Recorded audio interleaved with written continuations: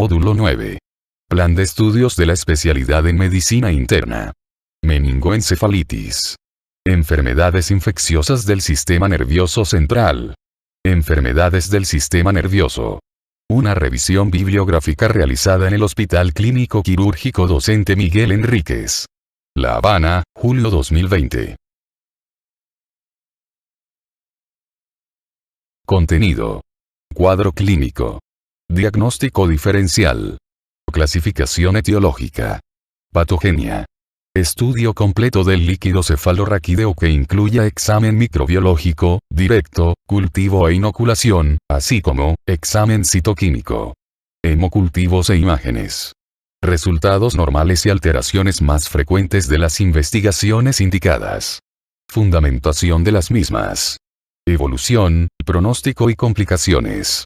Valor de las medidas generales y sintomáticas. Indicaciones, dosis y reacciones adversas de la quimioterapia. Evolución, pronóstico, antibiótico-terapia. Duración, frecuencia y momento de recaídas. Lucha contra los vectores. Aislamiento. Notificación obligatoria de la enfermedad. Tratamiento de los focos sépticos, medidas de rehabilitación. Reacciones normales o patológicas de los pacientes y sus familiares frente al hecho de haberse afectado por una patología grave de acuerdo a los patrones psicológicos individuales y a los patrones socioculturales generales de nuestro pueblo. Meningitis bacteriana. Definición. La meningitis es una inflamación de la aracnoides, la pía madre y el líquido cefalorraquídeo interpuesto. El proceso inflamatorio se extiende por todo el espacio subaracnoideo alrededor del encéfalo y la médula espinal y afecta a los ventrículos. La meningitis piógena se corresponde normalmente con una infección bacteriana que desencadena una reacción polimorfonuclear en el líquido cefalorraquídeo. En contraste, la meningitis tuberculosa a menudo es subaguda y se caracteriza inicialmente por una modesta pleofitosis de polimorfonucleares que progresa rápidamente a un predominio linfocítico. Epidemiología. La incidencia de meningitis bacteriana ha caído drásticamente en los países desarrollados desde la introducción de vacunas contra patógenos bacterianos como Haemophilus influenzae de tipo B, Streptococcus pneumoniae y Neisseria meningitidis. Desde la llegada de la vacuna contra Haemophilus, la incidencia de meningitis bacteriana en Estados Unidos ha disminuido aproximadamente en un 30%, Streptococcus pneumoniae se ha convertido en el germen más habitual, y ahora la enfermedad es más frecuente en adultos mayores que en niños. La frecuencia de mortalidad, aproximadamente entre el 15%, no ha cambiado. No obstante, a nivel mundial, la meningitis bacteriana continúa siendo una causa principal de morbimortalidad. Aunque todos los microbios humanos tienen el potencial de producir meningitis, solo son responsables algunos microorganismos de la mayoría de casos de meningitis bacteriana. El contexto clínico en el que se desarrolla una meningitis puede aportar una pista de la causa bacteriana específica. Haemophilus influenzae afecta principalmente a niños, mientras que Streptococcus pneumoniae produce meningitis en adultos, especialmente en los mayores de 50 años con comorbilidades. La meningitis meningocócica ocurre con mayor frecuencia en brotes. En países desarrollados, Listeria monocytogenes está emergiendo como la causa más común de meningitis bacteriana, con picos de frecuencia en el período neonatal y en personas de 60 años y mayores. La meningitis bacteriana mixta simultánea es rara, aunque se produce en el contexto de procedimientos neuroquirúrgicos, lesiones cefálicas penetrantes, traumatismo craneal con fractura de la lámina cribosa, erosión del cráneo o de vértebras por una neoplasia adyacente, extensión de una osteomielitis o rotura intraventricular de un absceso cerebral. El aislamiento de anaerobios debería sugerir con fuerza estas dos últimas situaciones. También puede producirse, muy infrecuentemente, una meningitis con implicación de anaerobios como consecuencia de una fístula meningointestinal tras cirugía y radioterapia por cáncer colorectal. En aproximadamente el 10% de los pacientes con meningitis piógena no puede definirse la causa bacteriana. Durante las últimas décadas, la meningitis por bacilos gram-negativos ha duplicado su frecuencia en adultos, cambio que refleja procedimientos neuroquirúrgicos más frecuentes y extensos, así como otros factores nosocomiales. En los grandes hospitales generales urbanos, Listeria monocytogenes ha aumentado de 8 a 10 veces su frecuencia como causa de meningitis bacteriana. Con más frecuencia, las infecciones por listeria son transmitidas por alimentos como productos lácteos, carnes procesadas, verduras no cocinadas y ensaladas precortadas.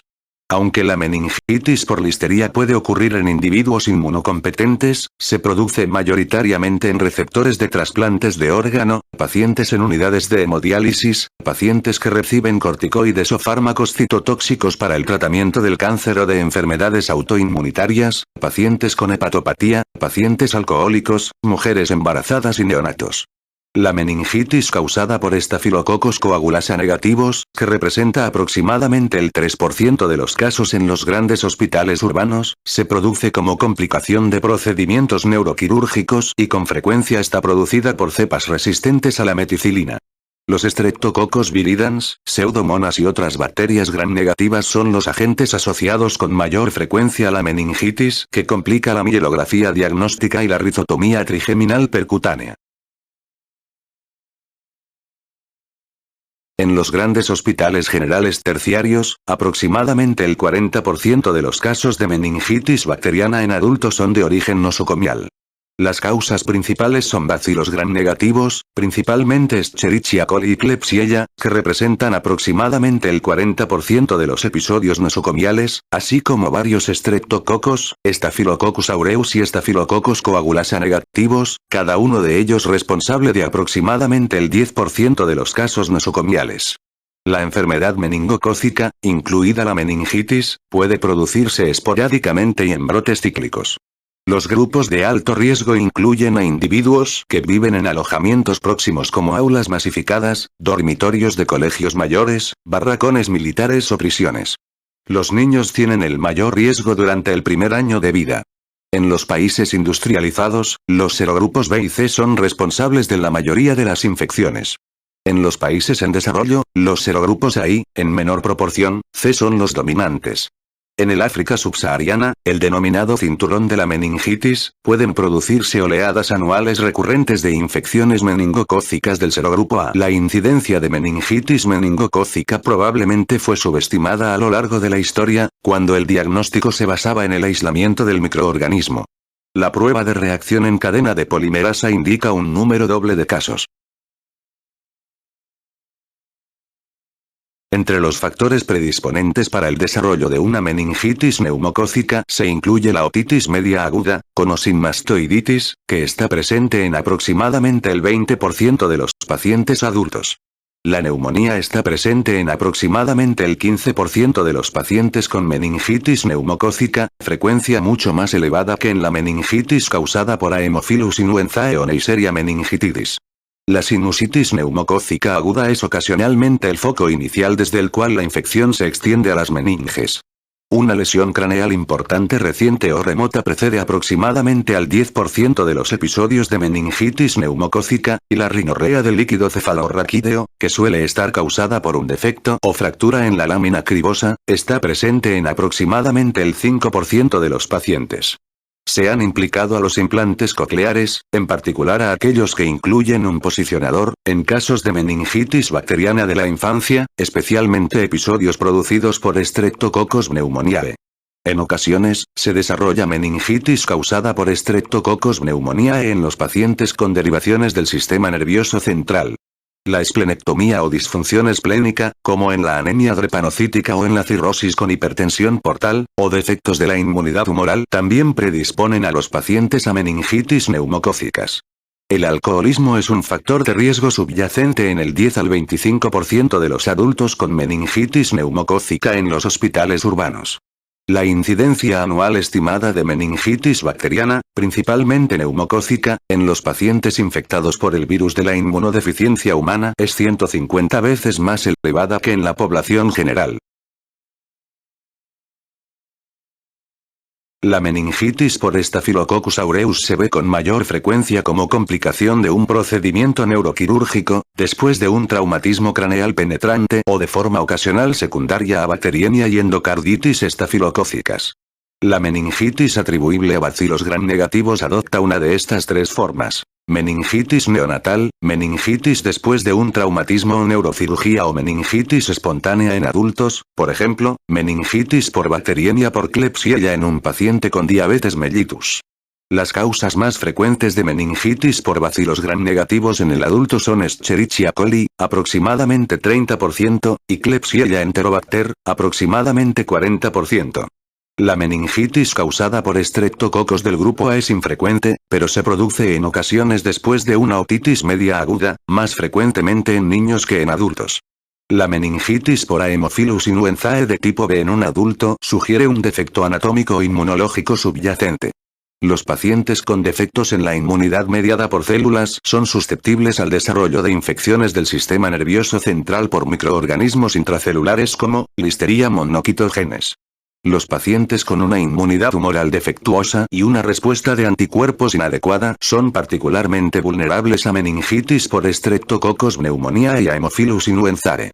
Los pacientes con neutropenia tienen un riesgo más elevado de meningitis por Pseudomonas aeruginosa y por miembros de la familia Enterobacteriaceae. Biopatología. Anatomía patológica. En el examen macroscópico, el exudado purulento en el espacio subaracnoideo es más abundante en las cisternas basales del cerebro y sobre la convexidad de los surcos rolándicos y silvianos, que son extensiones del espacio subaracnoideo. Aunque no se produce una invasión directa del tejido cerebral por el microorganismo infeccioso ni por el exudado inflamatorio, el cerebro subyacente se vuelve congestionado y edematoso.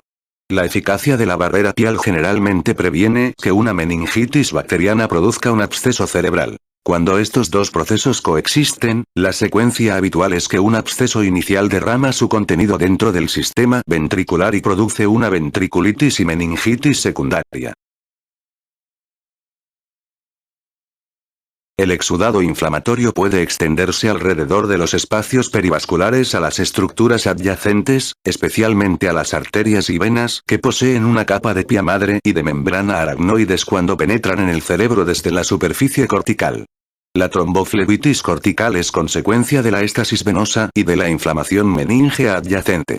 Puede seguirse de infarto del tejido cerebral.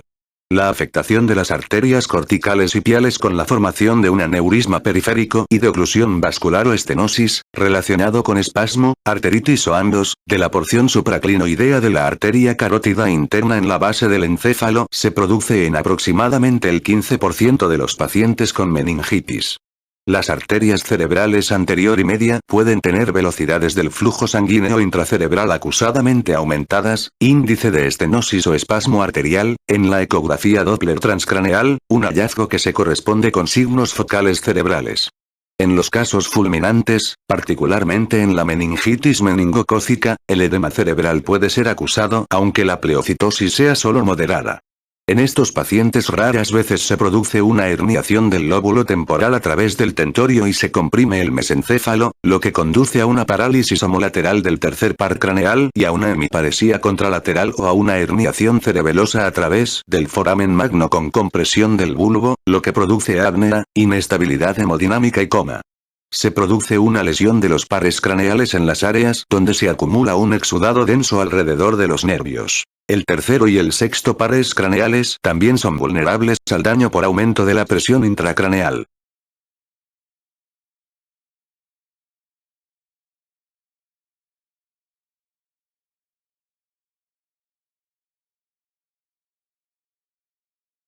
Patogenia. Las bacterias pueden alcanzar las meninges por varias rutas. 1. Diseminación hematógena desde un lugar remoto. 2. Entrada directa desde las vías respiratorias superiores o la piel a través de un defecto anatómico, por ejemplo, fractura craneal, meningocele, secuelas de cirugía. 3. Paso al interior del cráneo a través de las vénulas de la nasofaringe, o 4. Diseminación a partir de un foco de infección contiguo, infección de los senos paranasales, goteo desde un absceso cerebral. La bacteriemia por Haemophilus influenzae, Neisseria meningitidis y Streptococcus pneumoniae probablemente es la vía de infección más frecuente. Habitualmente la bacteriemia se inicia por la adherencia y colonización faríngea por una cepa infecciosa. La adherencia de tales cepas, así como de Streptococcus pneumoniae, a las superficies mucosas está estimulada por su capacidad para producir proteasas que degradan la inmunoglobulina A. De este modo inactivan esta defensa local de anticuerpos. La adherencia de Neisseria meningitidis a las células de la nasofaringe se efectúa por fimbrias o pili estimulada por la lesión previa de las células ciliadas por el tabaquismo o por infecciones virales. Los meningococos invaden las células de la mucosa nasofaríngea por medio de endocitosis y son transportados al lado abdominal en vacuolas rodeadas por una membrana. Por el contrario, Haemophilus influenzae invade el espacio intercelular causando la separación de las uniones intercelulares herméticas apicales entre las células del epitelio cilíndrico. Cuando estos patógenos meníngeos acceden al torrente circulatorio, su supervivencia intravascular se ve facilitada por la presencia de cápsulas de polisacárido que inhiben la fagocitosis y confieren resistencia a la actividad bactericida mediada por el complemento. Las bacterias también pueden viajar a lo largo de los tractos nerviosos para alcanzar el encéfalo. Por ejemplo, Listeria monocytogenes invade el intestino, y los modelos en animales indican que estas bacterias pueden viajar a lo largo del nervio vago hasta el tronco del encéfalo, donde también pueden invadir las meninges de la fosa posterior. El mecanismo por el cual las bacterias ganan acceso a los espacios subaracnoideos desde la sangre parece estar relacionado con moléculas de adhesión específicas sobre las células endoteliales cerebrales. Una vez establecida en cualquier parte de las meninges, la infección se extiende rápidamente a través del espacio subaracnoideo. La replicación bacteriana procede relativamente sin impedimento porque las bajas concentraciones de inmunoglobulina y de complemento en el líquido cefalorraquídeo al comienzo de la inflamación meningea dan lugar a una mínima o nula actividad opsonizante o bactericida y porque la fagocitosis de superficie de los microorganismos no opsonizados es pobre en este ambiente líquido. En el transcurso de la meningitis aumentan las concentraciones de inmunoglobulinas en el líquido cefalorraquídeo, aunque continúan siendo relativamente bajas. La bacteriemia secundaria puede seguir a la infección meningea y puede contribuir por sí misma a una inoculación posterior continuada del líquido cefalorraquídeo. La meningitis bacteriana que sigue a un traumatismo craneal se debe a una fístula dural desde la cavidad nasal, los senos paranasales o el oído medio al espacio subaracnoideo. El lugar más frecuente es la lámina cribosa, donde el hueso es delgado y la dura madre está adherida firmemente al hueso. La fuga de líquido cefalorraquídeo produce una rinorrea del líquido cefalorraquídeo y una pérdida de olfato. Los componentes bacterianos, por ejemplo, paredes celulares o ácido lipoteicoico del neumococo, lipooligosacáridos de Haemophilus influenzae, son los desencadenantes principales de la inflamación meningea al causar la liberación dentro del espacio subaracnoideo de varias citocinas proinflamatorias como la interleucina 1 y el factor de necrosis tumoral a partir de las células endoteliales y meníngeas, los macrófagos y las microglias. Parece que las citocinas aumentan el tránsito de los leucocitos al inducir varias familias de moléculas de adhesión que interactúan con los receptores correspondientes de los leucocitos.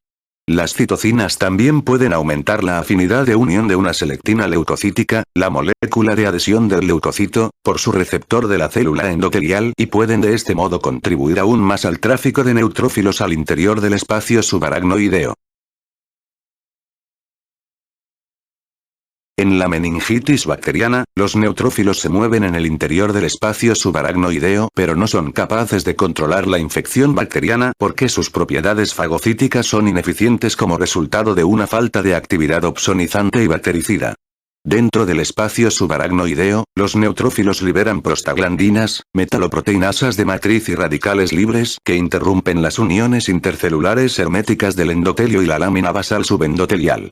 La permeabilidad vascular local aumentada de la barrera hematoencefálica puede producir edema cerebral, que también puede estar causado por una presión aumentada de líquido cefalorraquídeo como resultado de la obstrucción al flujo de salida de líquido cefalorraquídeo debido a inflamación intersticial a nivel de las vellosidades aracnoideas. El flujo sanguíneo cerebral, que depende de la presión arterial media, parece estar aumentado en los estadios tempranos de la meningitis, pero con posterioridad disminuye, de forma sustancial en algunos pacientes, y esta disminución del flujo sanguíneo puede causar por sí misma una lesión neurológica isquémica. En los pacientes con flujo sanguíneo normal pueden producirse regiones localizadas de hipoperfusión acusada, atribuibles a inflamación vascular o trombosis focal. La alteración de la autorregulación del flujo sanguíneo cerebral, determinado por ecografía Doppler transcraneal de la arteria cerebral media, se produce temprano en la meningitis bacteriana aguda y causa un flujo sanguíneo cerebral que se corresponde directamente con la presión sanguínea arterial media, con la consiguiente hiperperfusión o hipoperfusión cerebral. Durante la recuperación, se restaura la capacidad de la vascularización cerebral para mantener un nivel constante de perfusión a pesar de las variaciones de la presión arterial media. Manifestaciones clínicas. Anamnesis. La fiebre de comienzo agudo, la cefalea generalizada, los vómitos y la rigidez de nuca son comunes a muchos tipos de meningitis. La mayoría de los pacientes con meningitis piógena adquirida en la comunidad han tenido un antecedente o una infección acompañante de las vías respiratorias superiores o una enfermedad febril inespecífica, otitis aguda, o mastoiditis, o neumonía. Son síntomas comunes las mialgias, particularmente en pacientes con enfermedad meningocócica, lumbalgia y debilidad generalizada. La enfermedad suele progresar rápidamente, con el desarrollo de confusión, obnubilación y pérdida del conocimiento. En ocasiones, el comienzo puede ser menos agudo, con la presencia de signos meníngeos durante varios días o una semana.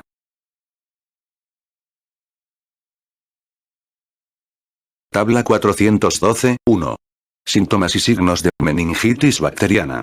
Características, y episodios de meningitis. Duración de los síntomas menor que 24 horas, con el 48% enfermedades predisponentes otitis o sinusitis, el 25% neumonía, el 12% inmunocompromiso, para el 16%. Síntomas de la presentación. Cefalea, el 87% náuseas, el 74% rigidez de nuca, para un 83%. Tríada de fiebre, rigidez de nuca y cambio en el estado mental, 44%. Deficiencias neurológicas focales, el 33%. Afasia, con el 23%. Hemiparesía, el 7%. Índices de inflamación en el líquido cefalorraquídeo. Presión de apertura, milímetros de agua. 370 más menos 130. Recuento de leucocitos. Media, células por microlitro, 7753 más menos 14736. Menor que 100 microlitro, para el 7% 100 a 999 microlitro, el 14% mayor que 999 microlitro, el 78% proteínas, gramos por litro, 4,9 más menos 4,5. Cociente de glucosa líquido cefalorraquídeo sangre, 0,2 más menos 0,2. Hemocultivo positivo, con el 66%. Pruebas en sangre. Velocidad de sedimentación globular, milímetros por horas, 46 más menos 37 proteína C reactiva, gramos por litro, 225 más menos 132 recuento de trombocitos, plaquetas por milímetros cúbicos, 198.000 más menos 100.000. Hallazgos físicos generales. Habitualmente están presentes datos de irritación meníngea, como rigidez cervical, signo de Kernig, incapacidad para estirar la pierna cuando la cadera está flexionada 90 grados, y signo de Brudzinski, flexión involuntaria de la cadera y la rodilla cuando se flexiona pasivamente el cuello. La rigidez cervical, el signo de Kernig y el signo de Brudzinski tienen una sensibilidad individual de aproximadamente un 30% o menor para el diagnóstico de meningitis bacteriana aguda en adultos. Aunque la tríada clásica de fiebre, rigidez de nuca y cambio del estado mental suele darse inicialmente en solo el 44% de los episodios, en el 95% de los pacientes se encuentra una combinación de dos de estos cuatro síntomas: cefalea, fiebre, rigidez de nuca y estado mental alterado. Los síntomas de la meningitis pueden pasarse por alto fácilmente en lactantes, pacientes obnubilados o pacientes de edad avanzada con insuficiencia cardíaca o neumonía, o en individuos inmunodeprimidos, que pueden tener meningitis sin signos meníngeos prominentes. En estos pacientes la letargia debe investigarse cuidadosamente, deben buscarse los signos meníngeos y está indicado el examen del líquido cefalorraquídeo si existe alguna duda. En pacientes ancianos, puede ser difícil evaluar una rigidez de nuca debido a cervicoartrosis o a rigidez muscular secundaria a trastornos de los ganglios basales. Cuando la rigidez cervical está producida por una meningitis, el cuello ofrece resistencia a la flexión, pero puede ser rotado de forma pasiva de un lado a otro. Sin embargo, en la patología de columna cervical, la resistencia está presente en todas las direcciones de los movimientos del cuello. La rigidez cervical desaparece durante el coma. La presencia de una erupción petequial o equimótica en un paciente con signos meníngeos casi siempre indica infección meningocócica y requiere tratamiento inmediato por la rapidez con la que esta infección puede progresar. Rara vez se producen lesiones extensas petequiales y purpúricas en meningitis causadas por Streptococcus pneumoniae, Haemophilus influenzae o ecovirus de tipo 9. Muy rara vez, lesiones cutáneas casi indistinguibles de las de la bacteriemia meningocócica ocurren en pacientes que tienen endocarditis aguda por Staphylococcus aureus y que tienen también signos meníngeos y pleocitosis, secundaria a meningitis estafilocócica o a infarto cerebral embólico. Por lo general, una o dos de las lesiones en este tipo de pacientes representan una púrpura purulenta. La aspiración de material pone de manifiesto estafilococos en la tinción de Gram. En el verano, la meningitis viral aséptica puede producir signos meníngeos, lesiones cutáneas maculares y petequiales y pleocitosis de varios cientos de células, en ocasiones con predominio de neutrófilos al inicio. Una septicemia meningocócica fulminante puede producir hemorragias en el interior de las glándulas suprarrenales y puede desarrollarse un síndrome de Waterhouse-Friderichsen, un trastorno caracterizado por el inicio súbito de una enfermedad febril, hemorragias petequiales extensas en las membranas mucosas y en la piel, colapso cardiovascular y coagulación intravascular diseminada. En cambio, puede desarrollarse hiponatremia y síndrome de secreción inapropiada de hormona antidiurética en pacientes con meningitis atribuible a Haemophilus influenzae. Puede estar presente una infección concurrente de las vías respiratorias o una otitis media aguda tanto con Haemophilus influenzae como con Streptococcus pneumoniae. En pacientes con una fractura de base de cráneo, el potencial para el desarrollo de una fístula dural y una meningitis bacteriana viene condicionado por la presencia de rinorrea del líquido cefalorraquídeo, equimosis periorbitaria, hematomas por detrás del oído, signo de Badle, hemotímpano o sangre en el conducto auditivo externo. La meningitis que complica procedimientos quirúrgicos puede ser de inicio insidioso y difícil de distinguir de la alteración del nivel de conciencia y de los signos de irritación meningea esperables en el período postoperatorio. No obstante, la presencia de fiebre o una obnubilación prolongada son indicaciones para el examen del líquido cefalorraquídeo. Hallazgos y complicaciones neurológicos. Las complicaciones neurológicas en pacientes con meningitis bacteriana tratada de forma inadecuada pueden ser graves y discapacitantes. Las anomalías de los pares craneales, que afectan principalmente al tercero, cuarto, sexto y séptimo, se producen en el 5 al 10% de los adultos con meningitis adquirida en la comunidad y suelen desaparecer poco después del restablecimiento. En el 10% de los niños con meningitis bacteriana se produce hipoacusia neurosensorial persistente y en otro 16% se produce una hipoacusia de conducción transitoria. Las localizaciones de afectación más probables en la sordera neurosensorial persistente parecen ser el oído interno, infección o productos tóxicos posiblemente diseminados desde el espacio subaracnoideo a lo largo del acueducto coclear, y el nervio acústico. En los niños, el deterioro auditivo permanente es más frecuente después de la meningitis causada por Streptococcus pneumoniae que por Haemophilus influenzae o Neisseria meningitidis. En el 20 al 30% de los pacientes se producen convulsiones, focales o generalizadas, y pueden ser la consecuencia de causas reversibles, fiebre elevada o hipoglucemia en los lactantes. Neurotoxicidad causada por la penicilina cuando se administran grandes dosis por vía intravenosa en presencia de insuficiencia renal, o, más frecuentemente, de una lesión cerebral focal relacionada con hipoperfusión arterial e infarto, trombosis venosa cortical o edema focal y cerebritis. Las convulsiones pueden producirse durante los primeros días o pueden aparecer asociadas a déficits neurológicos focales causados por inflamación vascular algunos días después del comienzo de la meningitis. En los adultos con convulsiones que acompañan a la meningitis, Streptococcus pneumoniae es la causa más frecuente, pero la retirada del alcohol es un factor de confusión.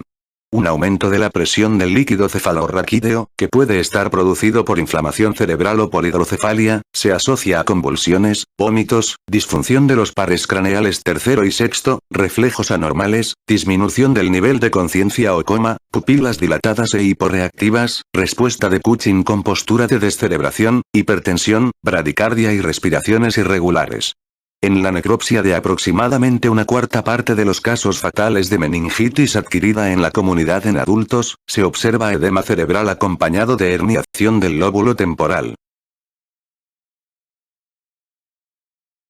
Se produce papiledema en menos del 1% de los pacientes con meningitis bacteriana, incluso con presiones elevadas del líquido cefalorraquídeo, probablemente porque el paciente es visto en la fase inicial del proceso antes de que se hayan producido cambios en la papila del nervio. La presencia de este signo debería indicar la posibilidad de otro proceso supurativo intracraneal asociado o independiente como un empiema subdural o un absceso cerebral. En ocasiones se produce una hiperpnea central acusada en pacientes con meningitis bacteriana grave. La acidosis del líquido cefalorraquídeo, que se debe principalmente a un aumento de los niveles de ácido láctico, proporciona en gran medida el estímulo respiratorio. Los signos cerebrales focales, principalmente hemiparesía, disfasia, defectos del campo visual y preferencia de la mirada, se producen aproximadamente en un tercio de los adultos con meningitis bacteriana adquirida en la comunidad. Estos signos pueden desarrollarse debido a oclusión arterial o venosa. Además, la velocidad del flujo sanguíneo cerebral puede estar disminuida en pacientes con aumento de la presión intracraneal y puede conducir a disfunción neurológica temporal o duradera. Es importante distinguir estos efectos vasculares de los cambios postictales, parálisis de TOD, que suelen persistir menos de un día. Una meningitis puede producir el síndrome de secreción inapropiada de hormona antidiurética. Diagnóstico. Una meningitis bacteriana es una urgencia médica que requiere un diagnóstico inmediato y la instauración rápida de tratamiento antimicrobiano. El retraso en el tratamiento es el factor más crítico para determinar la morbimortalidad de pacientes con meningitis bacteriana. El diagnóstico de la meningitis bacteriana no es difícil en un paciente febril con síntomas meningeos y signos que se desarrollan en el marco de una enfermedad predisponente. El diagnóstico puede ser menos obvio en un paciente de edad avanzada obnubilado con neumonía o en un paciente alcohólico confuso con delirium tremens inminente. Cuando se considera el diagnóstico de meningitis bacteriana, se deben obtener hemocultivos, examinar y cultivar el líquido cefalorraquídeo e instaurar rápidamente un tratamiento antimicrobiano. Si se sospecha una lesión tumoral, absceso cerebral, empiema subdural, por la historia, el contexto clínico o los hallazgos físicos, papiledema, signos cerebrales focales, se debería realizar una tomografía computarizada con o sin contraste o una resonancia magnética debido al peligro de herniación cerebral con la punción lumbar. Los antibióticos pueden y habitualmente deberían administrarse inmediatamente, incluso antes de realizar la punción lumbar, ya que habitualmente hacen falta 2 horas para que afecten a los cultivos del líquido cefalorraquídeo. La punción lumbar diagnóstica no debe retrasarse en función de obtener la tomografía computarizada o resonancia magnética, excepto en los pacientes con hallazgos sugestivos de una colección parameningea u otras lesiones tumorales intracraneales. En tales pacientes, es crítico iniciar un tratamiento antimicrobiano dirigido a la meningitis de origen desconocido o a un absceso cerebral antes de que se realice la tomografía computarizada o la resonancia magnética. Los pacientes con meningitis adquirida en la comunidad rara vez tienen anomalías significativas en la tomografía computarizada en ausencia de hallazgos neurológicos focales. Hallazgos de laboratorio. Examen del líquido cefalorraquídeo. La presión inicial del líquido cefalorraquídeo suele estar moderadamente elevada, 200 a 300 milímetros de agua en adultos. Se producen elevaciones llamativas, mayor o igual a 450 milímetros de agua, en algunos pacientes con inflamación cerebral aguda que complica la meningitis en ausencia de una lesión tumoral asociada. Los hallazgos en el líquido cefalorraquídeo son llamativamente anómalos en pacientes con meningitis y sugieren la causa incluso antes de que estén disponibles los resultados del cultivo. En pacientes con fracturas de cráneo, la rinorrea del líquido cefalorraquídeo puede distinguirse de las secreciones nasales por la presencia de glucosa. Extensión con tinción de Gram. En el momento de la hospitalización, la mayoría de los pacientes con meningitis piógena tienen un gran número de bacterias, mayor o igual a 105 mililitros, en el líquido cefalorraquídeo. Un examen cuidadoso de una extensión con tinción de grano del sedimento del centrifugado del líquido cefalorraquídeo pone de manifiesto el agente etiológico en el 60 al 80% de los casos. En la mayoría de los casos, cuando se observan diplococos gram positivos, o cocos en cadenas cortas, en las extensiones de líquido cefalorraquídeo teñidas, se trata de neumococos. Enterococcus, que son causa ocasional de meningitis nosocomial, se detecta por medio de la aglutinación con partículas de látex. Algunas veces, 3 especies pueden remedar morfológicamente a Neisseria en el líquido cefalorraquídeo o pueden sugerir una infección mixta con bacilos gram negativos cortos y meningococos. Acinetobacter baumannii, Moraxella spp. Y Pasteurella multocida. El cultivo del líquido cefalorraquídeo revela el agente etiológico en el 80 al 90% de los pacientes con meningitis bacteriana si el líquido cefalorraquídeo se obtiene antes o en 1 a 2 horas del inicio de los antibióticos. Métodos diagnósticos especiales.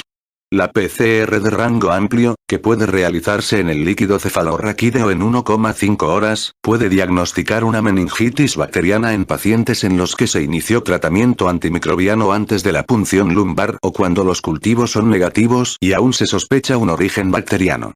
Sin embargo, la sensibilidad de la PCR para las infecciones bacterianas varía aproximadamente del 80 al 95%, de modo que un resultado negativo no excluye el diagnóstico. En países con pocos recursos, una tira reactiva que detecta células, proteínas y glucosa tiene una sensibilidad y una especificidad superiores al 96% para el diagnóstico de meningitis bacteriana. Puede ser especialmente útil para distinguir la meningitis bacteriana del paludismo del sistema nervioso central en muchas partes del mundo. Recuento celular. El recuento celular debería determinarse con prontitud porque las células comienzan a lisarse después de 90 minutos. El recuento normal de leucocitos en el líquido cefalorraquídeo es inferior a 5 por microlitro, todos mononucleares. El recuento celular en una meningitis no tratada habitualmente oscila entre 100 y 10.000 microlitro, con predominio inicial de leucocitos polimorfonucleares, mayor que 80%, y aparición de linfocitos posteriormente. El recuento celular en la meningitis por litro. Monoquitogenes tiende a ser más bajo, media, 585 microlitro, que en otros tipos de meningitis piógena adquirida en la comunidad. Unos recuentos extremadamente elevados, mayor que 50.000 microlitro, deberían hacer sospechar la posibilidad de rotura intraventricular de un absceso cerebral. Pueden observarse recuentos celulares de tan solo 10 a 20 microlitro en fases tempranas de una meningitis bacteriana, sobre todo la causada por Neisseria meningitidis y Haemophilus influenzae. En ocasiones, en pacientes granulocitopénicos o en personas de edad avanzada con meningitis neumocócica fulminante, el líquido cefalorraquídeo puede contener muy pocos leucocitos y, sin embargo, puede aparecer francamente turbio por la presencia de una miríada de microorganismos y un nivel elevado de proteínas. La meningitis causada por varias especies bacterianas, Mycobacterium tuberculosis, Borrelia burgdorferi, Treponema pallidum, Leptospira spp.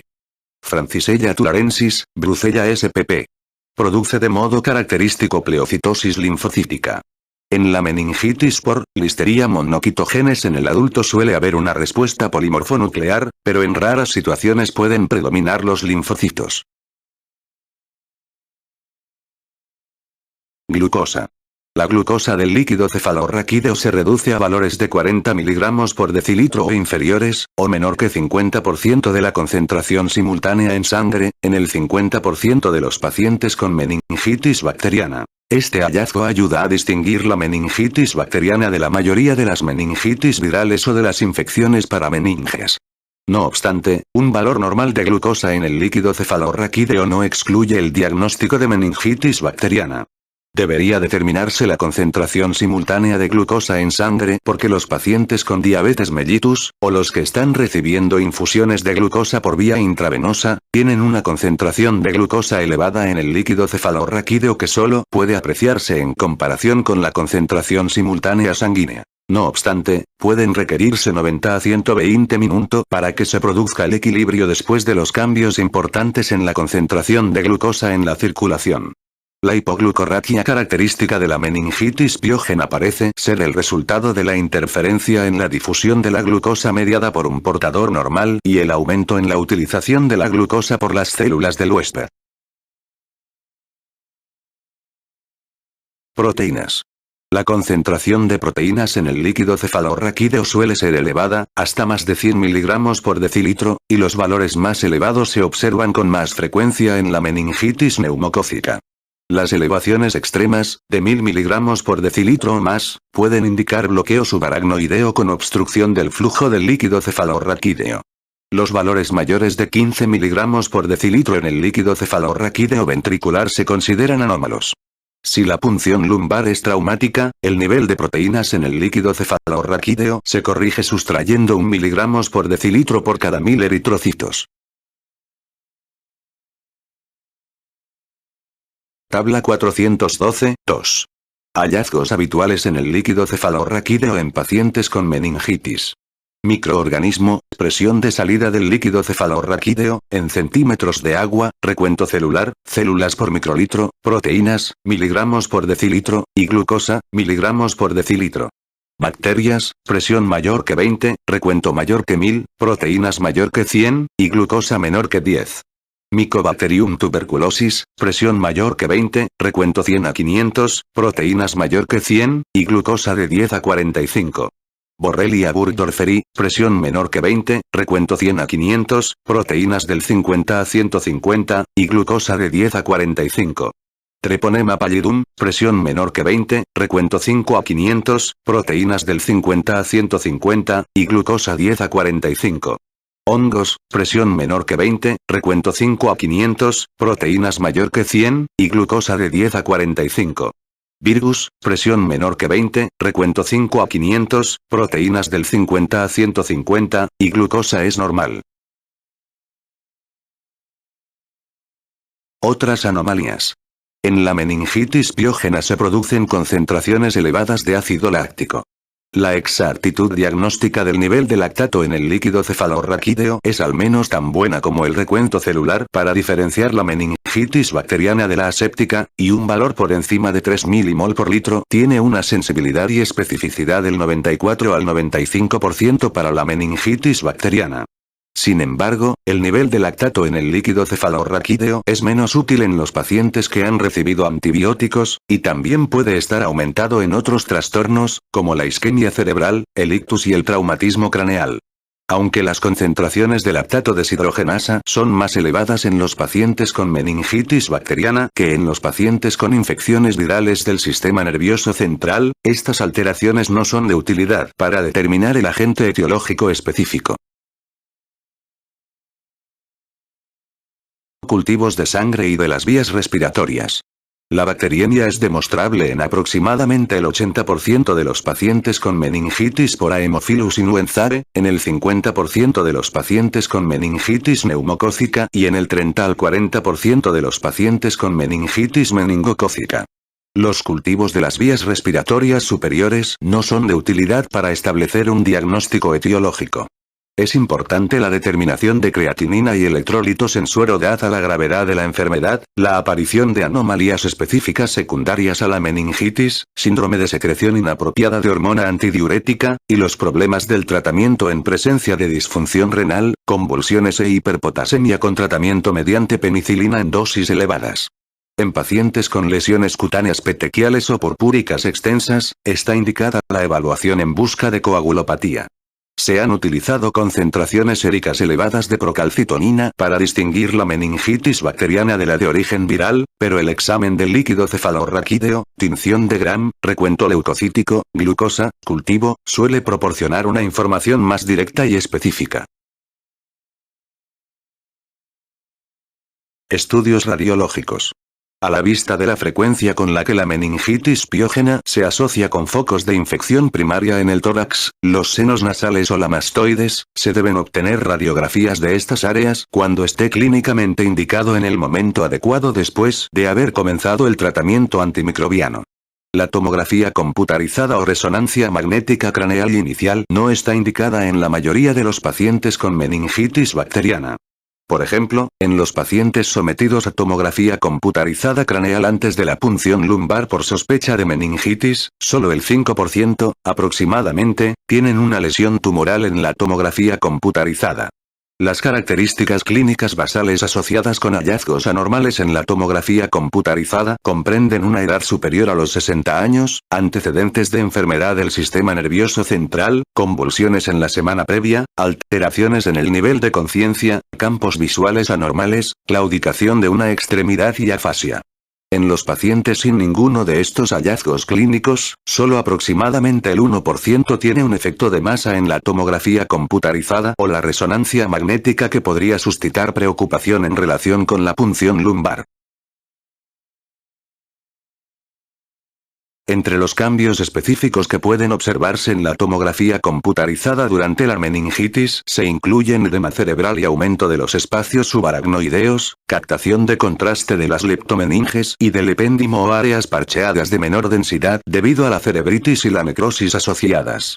En los pacientes con meningitis cuya situación clínica se deteriora o no mejora, la tomografía computarizada o la resonancia magnética pueden ayudar a mostrar las complicaciones sospechadas. Colecciones subdurales estériles o empiema. Dilatación ventricular secundaria a hidrocefalia comunicante u obstructiva. Meningitis basilar notable persistente. Áreas extensas de infarto cerebral producidas por la oclusión de las principales arterias, venas o senos venosos cerebrales, o un marcado refuerzo de la pared ventricular que sugiere ventriculitis o empiema ventricular. La resonancia magnética es superior a la tomografía computarizada para visualizar estas anomalías. En raras ocasiones, una hemorragia cerebral identificable en la tomografía computarizada puede complicar la meningitis bacteriana aguda en adultos.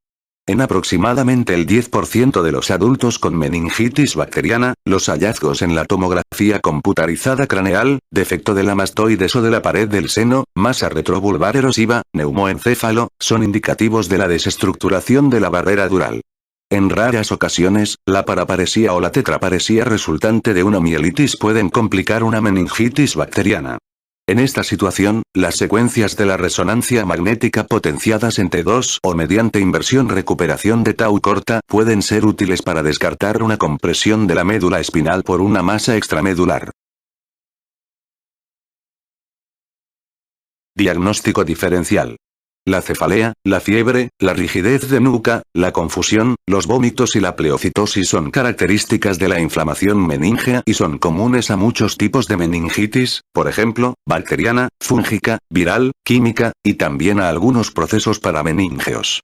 Los hallazgos en el líquido cefalorraquídeo son de la máxima utilidad para distinguir entre estos procesos. Aunque una pleocitosis con predominio de linfocitos sin hipoglucorraquia es característica de las meningitis virales, generalmente por enterovirus o por el virus del herpes simple de tipo 2, o las meningoencefalitis, virus del herpes simple 1, el hallazgo inicial en el líquido cefalorraquídeo puede ser una respuesta polimorfonuclear, menor o igual que 60%, que rápidamente se vuelve mononuclear. La encefalitis por virus del herpes simple 1 viene sugerida por los hallazgos neurológicos, disfasia, hemiparesía, alucinaciones olfativas y otros signos del lóbulo temporal, convulsiones, anomalías en la resonancia magnética en los lóbulos orbitofrontal y temporal medial y cambios electroencefalográficos distintivos en el lóbulo o los lóbulos temporales.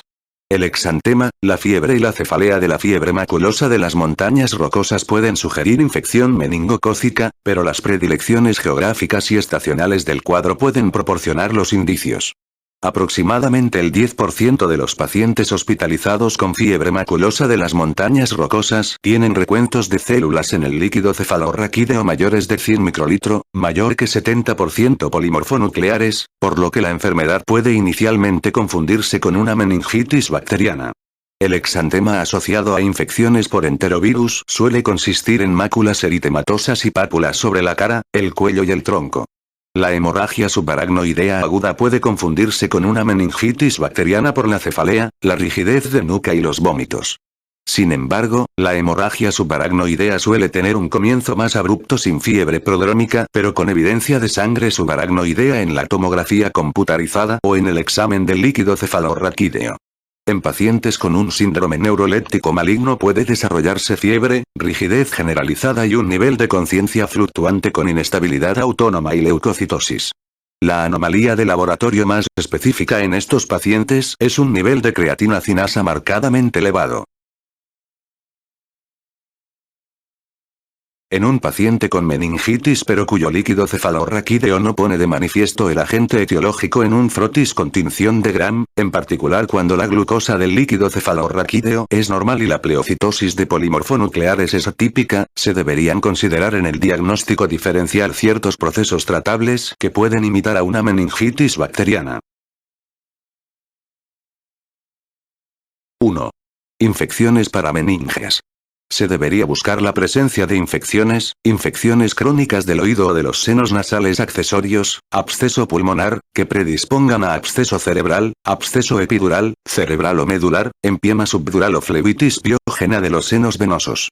Los síntomas neurológicos pueden aparecer en el curso de la meningitis bacteriana primaria, pero su presencia debe alertar al clínico de la necesidad de un examen minucioso en busca de la presencia de un proceso infeccioso ocupante de espacio en el sistema nervioso central.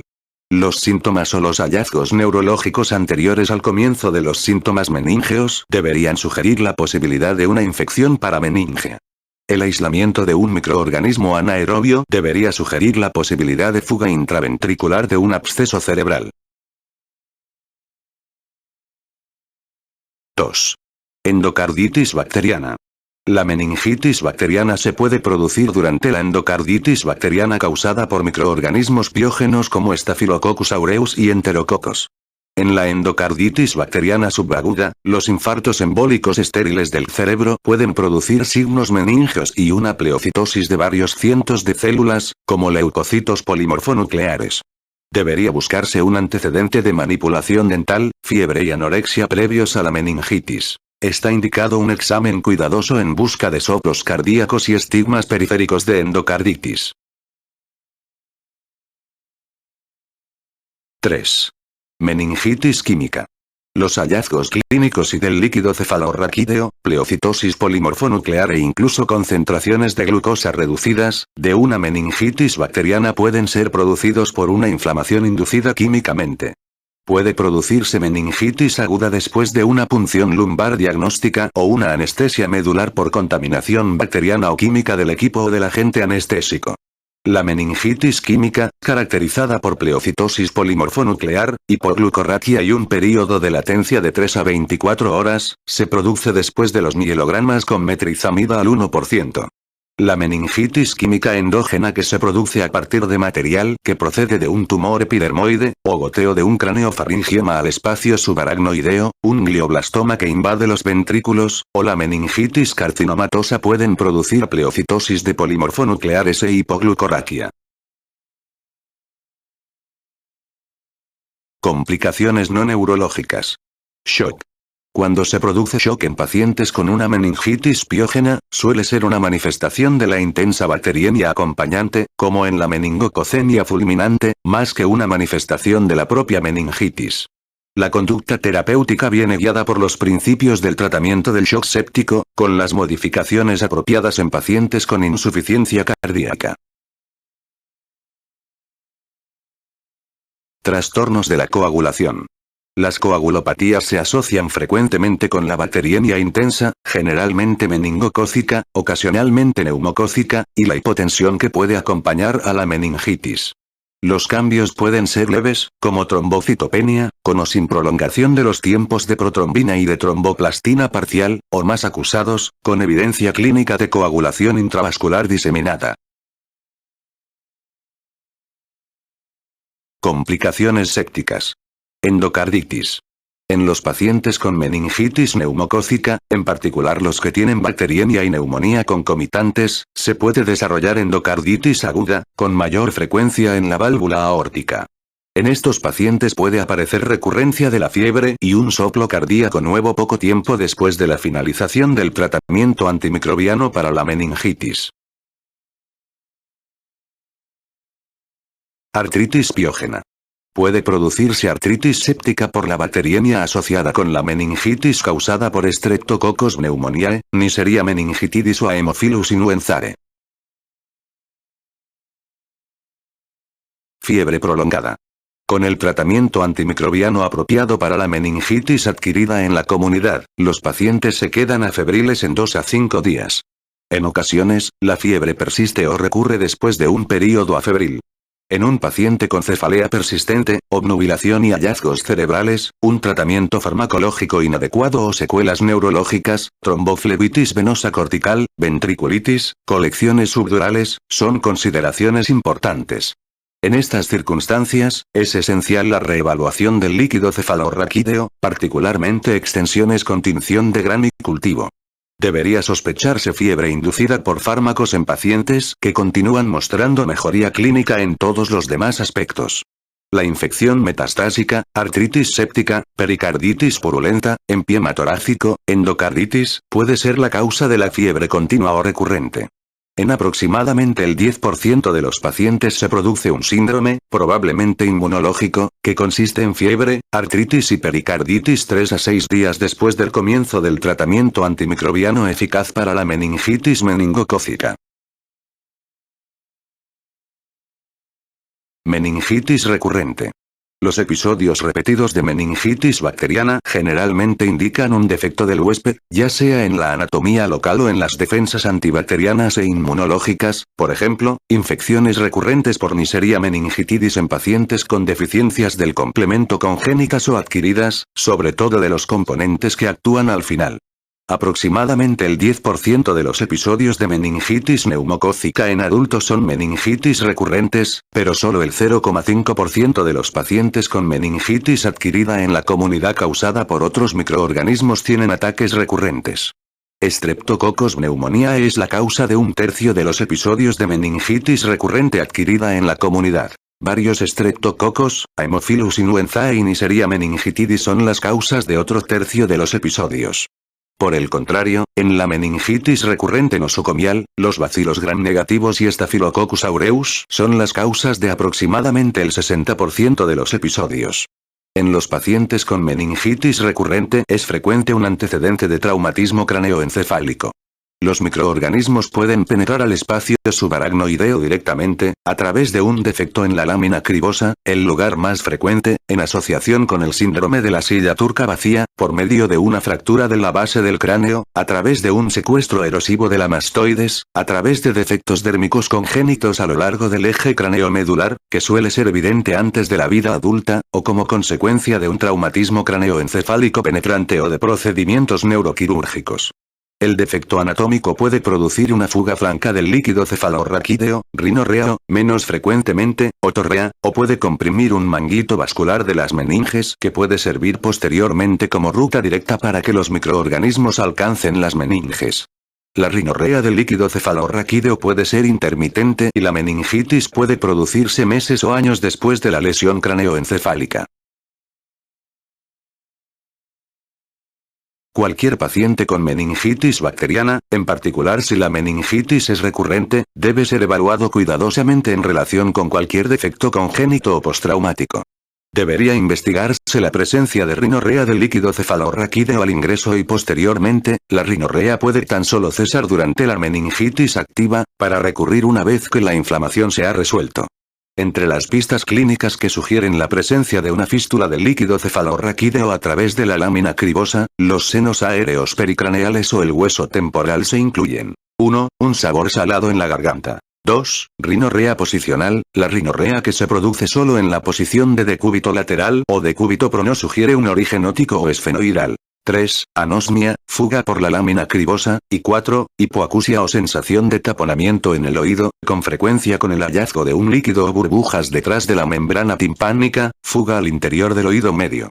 La determinación cuantitativa del contenido de glucosa y cloruro en las secreciones nasales y la detección por electroforesis de proteínas de una banda de transferrina singular del líquido cefalorraquídeo pueden establecer de modo definitivo la presencia de rinorrea del líquido cefalorraquídeo. La meningitis neumocócica recurrente puede producirse sin circunstancias predisponentes aparentes y en tales pacientes deben buscarse activamente fugas crípticas del líquido cefalorraquídeo por tomografía computarizada de las regiones frontal y mastoidea y por técnicas radioisotópicas. Se introduce intratecalmente albúmina marcada con yodo radiactivo y a continuación se examinan los tapones de algodón colocados en las fosas nasales buscando el radionúclido. Del mismo modo, se puede emplear para detectar fugas activas la introducción intratecal de uroesteína como marcador visual, bajo luz ultravioleta. Debería realizarse el cierre quirúrgico de las fístulas de líquido cefalorraquídeo para prevenir posteriores episodios de meningitis. Los abordajes extracraneales a través de los senos etmoidales pueden reparar los defectos de la lámina cribosa o de la dura madre del seno esfenoidal y pueden evitar la mayor morbilidad asociada con la craneotomía. En la mayoría de los pacientes con otorrea y rinorrea del líquido cefalorraquídeo después de una lesión craneoencefálica aguda, la fuga cesa en 1 a 2 semanas. Una rinorrea persistente de más de 4 a 6 semanas constituye una indicación para la reparación quirúrgica. La administración prolongada de penicilina no previene la meningitis neumocócica y puede favorecer la infección por especies con mayor resistencia a los fármacos. Tratamiento. Agentes antimicrobianos. En esta urgencia potencialmente mortal, debe comenzarse inmediatamente el tratamiento antimicrobiano. La actitud terapéutica posterior debe llevarse a cabo con una monitorización estrecha, con frecuencia en una unidad de cuidados intensivos. El tratamiento debería dirigirse a las causas más probables a tenor de las pistas clínicas, como la edad del paciente, la presencia de exantema purpúrico o petequial, un procedimiento neuroquirúrgico reciente y rinorrea del líquido cefalorraquídeo. No obstante, es difícil distinguir entre las causas diversas de meningitis bacteriana siguiendo solo criterios clínicos, aunque los pacientes con meningitis neumocócica con frecuencia, tienen una alteración del estado mental y progresan rápidamente al coma, con frecuencia con crisis epilépticas recurrentes y el desarrollo rápido de déficits neurológicos focales. Si en el examen de un frotis del sedimento del líquido cefalorraquídeo con tinción de Gram se observa el microorganismo infeccioso, se comienza el tratamiento específico. Si no se observa el agente etiológico en el frotis de un paciente con sospecha de meningitis bacteriana o si la punción lumbar se retrasa porque es necesaria una tomografía computarizada craneal, debería iniciarse un tratamiento antimicrobiano empírico. La actividad bactericida adecuada en el líquido cefalorraquídeo, que es esencial para curar la meningitis, depende de la capacidad del antibiótico para penetrar en el líquido cefalorraquídeo y para mantener su actividad en el exudado purulento, así como de su metabolismo y de la tasa de aclaramiento del líquido cefalorraquídeo. La capacidad del antibiótico para penetrar en el líquido cefalorraquídeo depende de su solubilidad lipídica, la unión a proteínas en el suero, el tamaño molecular y el estado de la barrera hematoencefálica. Por ejemplo, el cloranfenicol posee una solubilidad muy alta en lípidos, mientras que los antibióticos beta-lactámicos tienen una mala solubilidad. Con la excepción de la rifampicina y el cloranfenicol, los agentes antimicrobianos utilizados habitualmente no penetran fácilmente a través de la barrera hematoencefálica normal, pero el paso de penicilina y de otros agentes antimicrobianos aumenta en presencia de inflamación meningea. Se deben administrar los fármacos antimicrobianos intravenoso durante todo el período del tratamiento.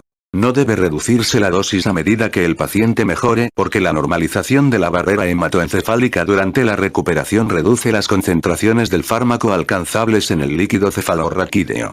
Siempre que sea posible son preferibles fármacos bactericidas, penicilina, ampicilina, cefalosporinas de tercera generación, y para un tratamiento óptimo son necesarias concentraciones de antibióticos en el líquido cefalorraquídeo de al menos 10 a 20 veces la concentración mínima bactericida. Algunos antibióticos son retirados del líquido cefalorraquídeo mediante transporte activo a la sangre a través del epitelio del plexo coloideo. Como comparación, los antibióticos del grupo de cefalosporinas de tercera generación persisten en el líquido cefalorraquídeo durante períodos más largos. Las cefalosporinas de primera o segunda generación y la clindamicina no proporcionan unas concentraciones eficaces en el líquido cefalorraquídeo y no deberían utilizarse. Tratamiento empírico. El tratamiento inicial de una presunta meningitis bacteriana cuando el agente etiológico no se puede identificar en un frotis de líquido cefalorraquídeo con tinción de Gram se basa en los indicios clínicos disponibles. En los niños mayores y en los adultos, se recomienda el tratamiento con vancomicina y una cefalosporina de tercera generación, cefotaxima o ceftriaxona. En los adultos mayor que 50 años de edad y en grupos de alto riesgo se añade ampicilina por la posible presencia de Listeria monocytogenes, que es sensible a la ampicilina o la amoxicilina, pero no a las cefalosporinas de tercera generación. En los individuos alérgicos a la penicilina, la trimetoprym-sulfametoxazol constituye una alternativa adecuada en la meningitis por listeria. En situaciones especiales, como la meningitis nosocomial asociada a procedimientos neuroquirúrgicos o a traumatismo craneoencefálico penetrante, pueden ser responsables especies más resistentes como Staphylococcus aureus resistente a la meticilina, Staphylococcus coagulasa negativos y Pseudomonas aeruginosa. En estas situaciones, está indicada la vancomicina además de la cefepima como tratamiento inicial. Meningitis de causa bacteriana específica. Meningitis neumocócica. Históricamente, el tratamiento de elección en la meningitis neumocócica en el adulto ha sido la penicilina, con la vancomicina, o el cloranfenicol, como alternativa razonable en los pacientes alérgicos a la penicilina. Sin embargo, en todo el mundo se encuentran cepas de neumococo resistentes a la penicilina, incluido el 25% de los aislados clínicos en Estados Unidos. Por tanto, se deben determinar las sensibilidades a los antimicrobianos en todos los aislados neumocócicos de líquido cefalorraquídeo, sangre o fluidos orgánicos estériles. Aproximadamente el 9% de los aislados neumocócicos de pacientes con meningitis en Estados Unidos son resistentes a las cefalosporinas de tercera generación, con una concentración mínima inhibitoria mayor o igual a 2 microgramos por mililitros. Si la concentración mínima inhibitoria de cefotaxima o de ceftriaxona, menor o igual que 1 microgramos por mililitros, indica un aislado sensible, la cefotaxima o la ceftriaxona podrían ser el fármaco de elección. Si el aislado es muy resistente a la penicilina o si es resistente a 1 microgramos por mililitros de ceftriaxona o cefotaxima, está indicado el tratamiento alternativo, vancomicina con o sin rifampicina intravenoso. Dada la distribución de cepas con elevada resistencia cada vez más amplia, se recomienda un tratamiento inicial, pendiente de las pruebas de sensibilidad, con cefotaxima, o ceftriaxona, además de vancomicina intravenoso. Cuando se utiliza el tratamiento inicial complementario con dexametasona junto con vancomicina, debe tenerse en cuenta que las concentraciones de vancomicina en el líquido cefalorraquídeo pueden ser menores por el empleo concomitante del corticoide. Tabla 412, 3. Tratamiento empírico inicial de la meningitis purulenta adquirida en la comunidad nosocomial en función de la edad y del contexto clínico. Factores predisponentes, patógenos probables, antimicrobianos preferidos, y antimicrobianos alternativos. Edad.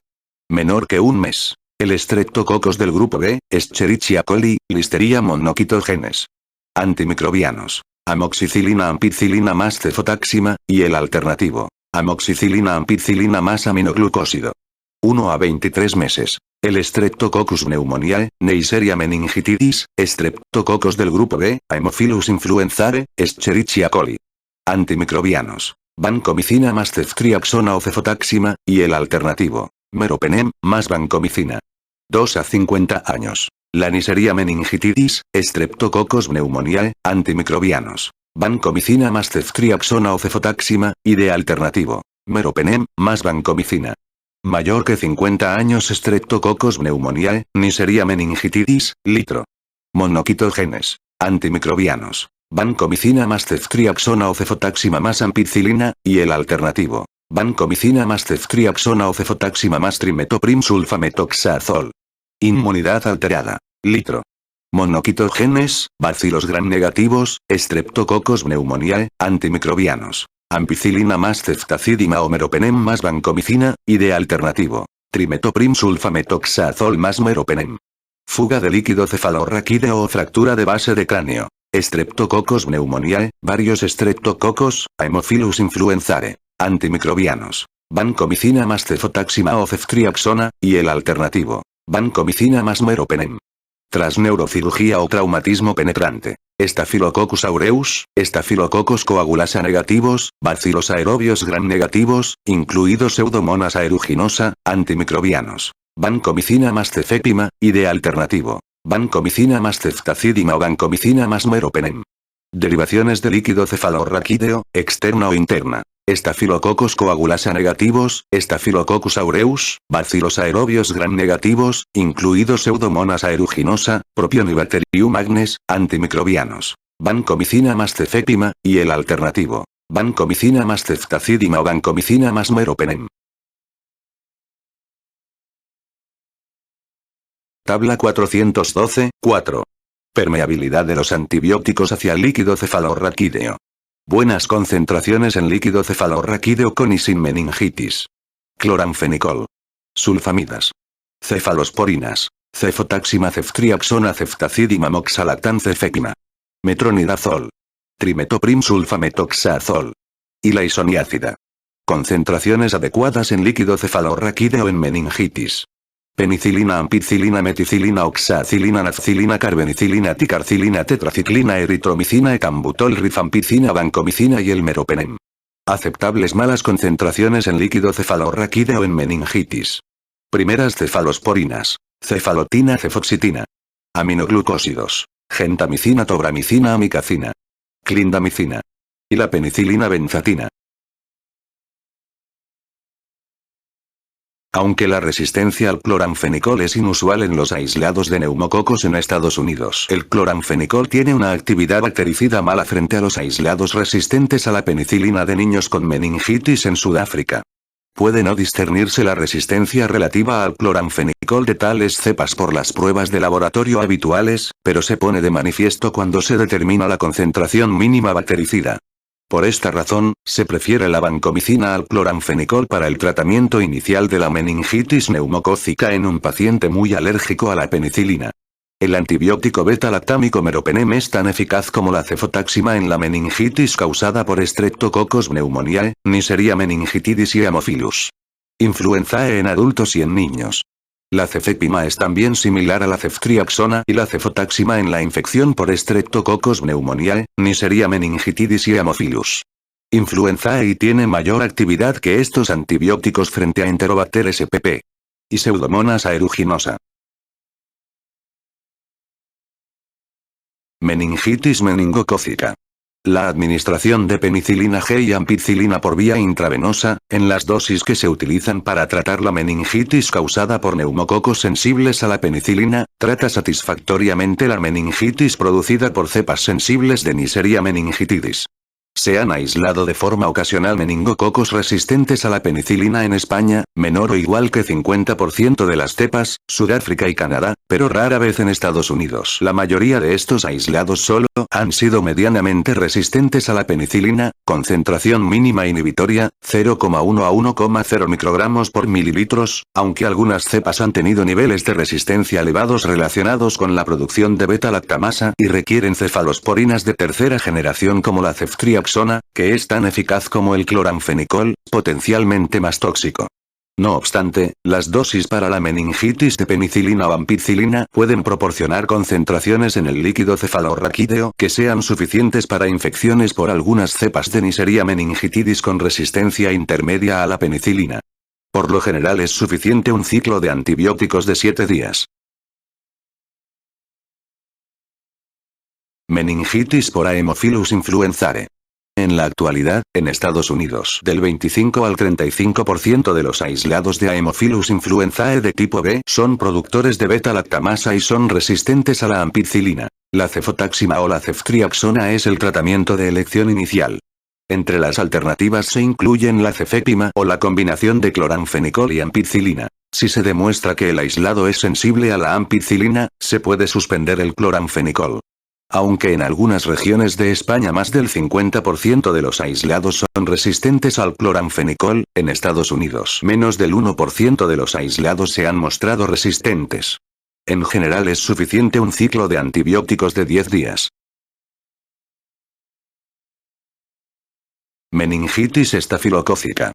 Para el tratamiento de la meningitis del adulto causada por Staphylococcus aureus resistente a meticilina o en los pacientes alérgicos a la penicilina, la vancomicina es la alternativa de elección. Dado que la penetración de la vancomicina en el líquido cefalorraquídeo es limitada, ocasionalmente se utiliza un tratamiento complementario intratecal o intraventricular, con vancomicina, sin conservante, cuando los cultivos del líquido cefalorraquídeo siguen siendo positivos después de 48 horas de tratamiento solo por vía intravenosa y se pueden monitorizar las concentraciones en el líquido cefalorraquídeo. En la meningitis del adulto causada por Staphylococcus aureus resistente a meticilina, la vancomicina por vía intravenosa, con vancomicina intratecal complementaria según necesidad, es el tratamiento de elección. En los casos graves o refractarios, está justificado añadir rifampicina. Tabla 412, 5. Tratamiento antimicrobiano para la meningitis bacteriana adquirida en la comunidad de causa conocida en adultos o en niños. Microorganismo, tratamiento antimicrobiano preferido, y el tratamiento antimicrobiano alternativo. Streptococcus pneumoniae. Penicilina concentración mínima inhibitoria menor que 0,1 microgramos por mililitros, penicilina G o ampicilina, alternativo. Cefotaxima o ceftriaxona o vancomicina o cloranfenicol. Penicilina concentración mínima inhibitoria 0,1 a 1 microgramos por mililitros, ceftriaxona o cefotaxima, alternativo. Vancomicina o meropenem o cefepima. Penicilina concentración mínima inhibitoria mayor o igual a 2 microgramos por mililitros, vancomicina, más cefotaxima o ceftriaxona, alternativo. Moxifloxacino o gatifloxacino. Cefotaxima o ceftriaxona concentración mínima inhibitoria mayor o igual a 1 microgramos por mililitros, vancomicina, más cefotaxima o ceftriaxona, alternativo moxifloxacino o gatifloxacino. Neisseria meningitidis. Penicilina concentración mínima inhibitoria menor que 0,1 microgramos por mililitros, penicilina G o ampicilina, alternativo. Ceftriaxona o cefotaxima o cloranfenicol. Penicilina concentración mínima inhibitoria 0,1 a 1 microgramos por mililitros, ceftriaxona o cefotaxima, alternativo. Cloranfenicol o meropenem o gatifloxacino o moxifloxacino. Haemophilus influenzae. Negativo para beta-lactamasa, ampicilina, alternativo. Ceftriaxona o cefotaxima o cefepima o cloranfenicol. Positivo para beta-lactamasa, ceftriaxona o cefotaxima, alternativo. Cefepima o cloranfenicol o gatifloxacino o moxifloxacino. Listeria monocytogenes. Ampicilina o penicilina G, alternativo. Trimetoprim sulfametoxazol o meropenem. Streptococcus agalactiae, Streptococcus del grupo B, ampicilina o penicilina G, alternativo cefotaxima o ceftriaxona. Tabla 412, 6. Tratamiento para la meningitis nosocomial de causa bacteriana conocida en adultos. Microorganismo, tratamiento de elección, y el tratamiento alternativo. Staphylococcus aureus. Sensible a meticilina, nafcilina u oxacilina. En casos difíciles puede añadirse rifampicina, el alternativo. Vancomicina o meropenem. Resistente a meticilina, vancomicina. En casos difíciles puede añadirse rifampicina, el alternativo. Daptomicina, ceftarolina o trimetoprim sulfametoxazol. Coagulasa negativo, vancomicina. Puede considerarse la adición de rifampicina, el alternativo. Daptomicina. Especies de Enterococcus. Sensible a ampicilina, ampicilina más gentamicina, el alternativo. Vancomicina más gentamicina. Resistente a ampicilina, vancomicina más gentamicina, el alternativo. Daptomicina. Resistente a ampicilina y a vancomicina. La daptomicina. Escherichia coli y otros, cefotaxima, ceftriaxona o cefepima, el alternativo meropenem o aztreonam o ampicilina o trimetoprim sulfametoxazol. Enterobacteriaceae. Pseudomonas aeruginosa, cefepima o ceftazidima, el alternativo. Meropenem o aztreonam o ciprofloxacino. Meningitis por listeria. La ampicilina es el fármaco de elección para la meningitis por listeria. Cuando se combina con gentamicina, puede tener un efecto bactericida sinérgico. Las cefalosporinas de tercera generación y la vancomicina no son eficaces. En pacientes alérgicos a la ampicilina, puede utilizarse trimetoprim sulfametoxazol por vía intravenosa, seguido de trimetoprim solo por vía oral. Meningitis por bacilos gram negativos. La cefotaxima o la ceftriaxona se emplea para tratar la meningitis que se sabe que está causada por bacilos gram negativos sensibles, por ejemplo, Escherichia coli, Klebsiella, Proteus. No se deben emplear para tratar meningitis causadas por especies menos sensibles como Pseudomonas aeruginosa y Acinetobacter. Después de identificar el patógeno específico y determinar sus sensibilidades a los antibióticos, puede estar indicado realizar alteraciones en el tratamiento antibiótico. Si el microorganismo es Pseudomonas aeruginosa, se recomienda ceftazidima o cefepima y puede combinarse con vancomicina. Meningitis zoonóticas. La meningitis por brucella es un proceso subagudo o crónico, con frecuencia acompañado de otras manifestaciones de neurobrucelosis, encefalitis, polirradiculitis, mielitis. La infección se transmite al ser humano en las regiones endémicas, Centroamérica y Sudamérica, litoral mediterráneo, península arábiga, por la ingesta de leche o queso no pasteurizados o por contacto directo con animales domésticos. La neurobrucelosis se produce en el 2 al 5% de los pacientes con brucelosis. Los hallazgos del líquido cefalorraquídeo constan de pleocitosis linfocítica, menor que 500 células por microlitro, hipoglucorraquia y una elevada concentración de proteínas, hallazgos que pueden equivocadamente sugerir meningitis tuberculosa. El diagnóstico se basa en la demostración de anticuerpos en suero y en el líquido cefalorraquídeo o por el aislamiento de brucella en la sangre. El microorganismo se aísla del líquido cefalorraquídeo solo en una minoría de los casos. El tratamiento de los adultos implica la combinación de 3 fármacos: doxiciclina, 200 mg por día, rifampicina, 600 mg por día, y trimetoprim sulfametoxazol, 20 mg por kilogramos por día intravenoso, basado en el componente de trimetoprim, en alícuotas cada 6 horas, durante varios meses, dependiendo de las respuestas clínicas y del líquido cefalorraquídeo. Streptococcus suis es una causa poco frecuente de meningitis observada en criadores de cerdos, carniceros y matarifes en Europa, Canadá y China. La meningitis por segundos.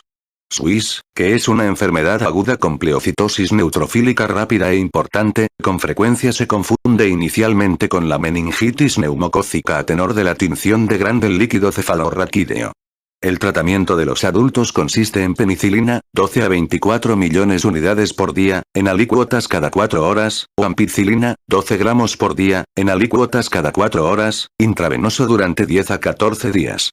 Bacillus anthracis es una causa rara de meningitis que muy a menudo se desarrolla como complicación del carbunco por inhalación después de la exposición a aerosoles de esporas de carbunco en el contexto de un procesamiento a gran escala de lana y pieles o de un ataque bioterrorista.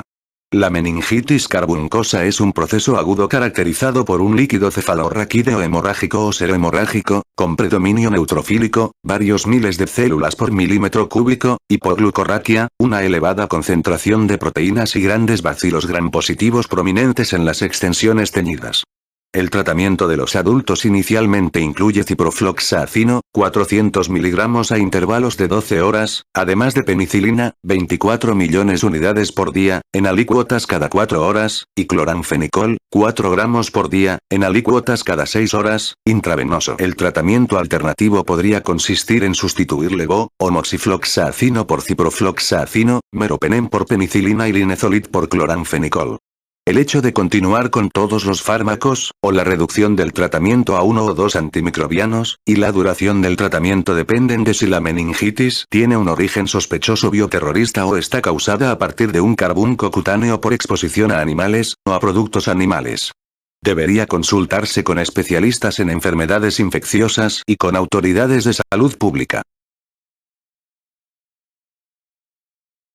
Duración del tratamiento. La frecuencia de los exámenes del líquido cefalorraquídeo depende del curso clínico, pero se debe realizar un nuevo examen en 24 a 48 horas si no se ha producido una mejoría satisfactoria o si el microorganismo causante es un bacilo gram negativo más resistente o un aislado de Streptococcus pneumoniae muy resistente a la penicilina, o resistente a cefalosporinas, en especial en pacientes que están recibiendo tratamiento complementario con dexametasona. En la mayoría de los pacientes con los tipos comunes de meningitis bacteriana adquirida en la comunidad no es necesario un examen rutinario de líquido cefalorraquídeo de fin de tratamiento. Aunque en los niños que están estables a los 5 días del tratamiento con ceftriaxona la duración de este 5 o 10 días es igual de eficaz, en los adultos aún se recomiendan pautas más largas. Los meningococos son rápidamente eliminados de la circulación y del líquido cefalorraquídeo con un tratamiento antimicrobiano apropiado, que debe continuarse durante 4 a 7 días después de que el paciente se vuelva afebril. Si el paciente ha respondido bien, no es necesaria una punción lumbar de seguimiento. La meningitis por Haemophilus influenzae debe tratarse durante 7 a 10 días. Se debe omitir el examen de seguimiento del líquido cefalorraquídeo en los pacientes que han respondido con una resolución clínica rápida de la meningitis. En la meningitis neumocócica se debe continuar el tratamiento antimicrobiano durante 10 a 14 días y se debe realizar un examen de seguimiento del líquido cefalorraquídeo, en particular cuando el paciente tiene una mastoiditis coexistente. Con una infección parameningea concomitante está indicado un tratamiento más prolongado. La meningitis causada por Listeria monocytogenes debe tratarse durante 21 días. El tratamiento de la meningitis por bacilos gram negativos con antimicrobianos parenterales es prolongado, en general durante un mínimo de 3 semanas, particularmente en los pacientes sometidos a un procedimiento neuroquirúrgico reciente, para prevenir la recaída. Son necesarios exámenes repetidos del líquido cefalorraquídeo durante el tratamiento y a su conclusión para determinar si se ha conseguido la curación bacteriológica. Tabla 412, 7. Dosis de fármacos antimicrobianos para el tratamiento de la meningitis bacteriana. Fármaco antimicrobiano, adultos, y lactantes y niños, dosis de 24 horas. Beta-lactámicos.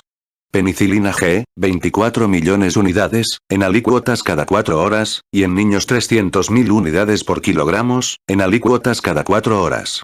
Ampicilina, 12 gramos, en alícuotas cada 4 horas, y en niños 300 miligramos por kilogramo, en alícuotas cada 4 horas. Nalcilina, 10 a 12 gramos, en alícuotas cada 4 horas, y en niños 200 miligramos por kilogramo, en alícuotas cada 4 horas. Oxacilina, 10 a 12 gramos, en alícuotas cada 4 horas, y en niños 200 miligramos por kilogramo, en alícuotas cada 4 horas. Aztreonam, un monobactam, 6 a 8 gramos, en alícuotas cada 6 a 8 horas. Meropenem, un carbapenémico, 6 gramos, en alícuotas cada 8 horas, y en niños 120 miligramos por kilogramo, en alícuotas cada 8 horas. Cefalosporinas. Cefotaxima, 12 gramos, en alícuotas cada 4 horas, y en niños 200 a 300 miligramos por kilogramo, en alícuotas cada 6 horas. Ceftriaxona, 4 gramos, en alícuotas cada 12 horas, y en niños 80 a 100 miligramos por kilogramo, en alícuotas cada 12 horas. Ceftazidima, 6 gramos, en alícuotas cada 8 horas, y en niños 150 miligramos por kilogramo, en alícuotas cada 8 horas. Cefepima, 6 gramos, en alícuotas cada 6 a 8 horas, y en niños 150 miligramos por kilogramo, en alícuotas cada 8 horas. Ceftarolina, 600 miligramos, en alícuotas cada 12 horas, seguridad no establecida en niños. Aminoglucósidos. Gentamicina, 5 miligramos por kilogramo, en alícuotas cada 8 horas, y en niños 7,5 miligramos por kilogramo, en alícuotas cada 8 horas. Tobramicina, 5 miligramos por kilogramo, en alícuotas cada 8 horas, y en niños 7,5 miligramos por kilogramo, en alícuotas cada 8 horas. Amicacina, 15 miligramos por kilogramo, en alícuotas cada 8 horas, y en niños 20 a 25 miligramos por kilogramo, en alícuotas cada 8 horas. Fluoroquinolonas. Ciprofloxacino, 800 a 1200 miligramos, en alícuotas cada 8 a 12 horas. Gatifloxacino, 400 miligramos, dosis cada 24 horas. Moxifloxacino, 400 miligramos, dosis cada 24 horas. Otros. Cloranfenicol, 4 a 6 gramos, en alícuotas cada 6 horas, y en niños 75 a 100 miligramos por kilogramo, en alícuotas cada 6 horas. Vancomicina, 2 a 3 gramos, en alícuotas cada 6 a 8 horas, y en niños 50 a 60 miligramos por kilogramo, en alícuotas cada 6 horas. Rifampicina, 600 miligramos, dosis cada 24 horas, y en niños 10 a 20 miligramos por kilogramo, en alícuotas cada 12 a 24 horas. Trimetoprim sulfametoxazol, 20 miligramos por kilogramo, en alícuotas cada 6 horas, y en niños 20 miligramos por kilogramo, en alícuotas cada 6 horas. Daptomicina, 6 miligramos por kilogramo, dosis cada 24 horas, y en niños 6 miligramos por kilogramo, dosis cada 24 horas. Otros aspectos del tratamiento. Corticoides coadyuvantes. En niños, la utilización rutinaria de dexametasona administrada intravenoso, bien 0,15 mg por kilogramo cada 6 horas durante 4 días o bien 0,4 mg por kilogramo cada 12 horas durante 2 días, ya sea en el momento de comenzar el tratamiento antimicrobiano, cefalosporina de tercera generación, o 10 a 20 minutos antes, no tiene efecto en la mortalidad, pero reduce la incidencia de secuelas neurológicas, principalmente la hipoacusia neurosensitiva bilateral. En adultos con meningitis bacteriana comunitaria, el tratamiento complementario con dexametasona, 10 mg cada 6 horas intravenoso durante 4 días, redujo significativamente la proporción de pacientes con un desenlace neurológico desfavorable del 25 al 15% o con un desenlace mortal del 15 al 7%. En los que recibieron dexametasona, no hubo aumento en los efectos adversos.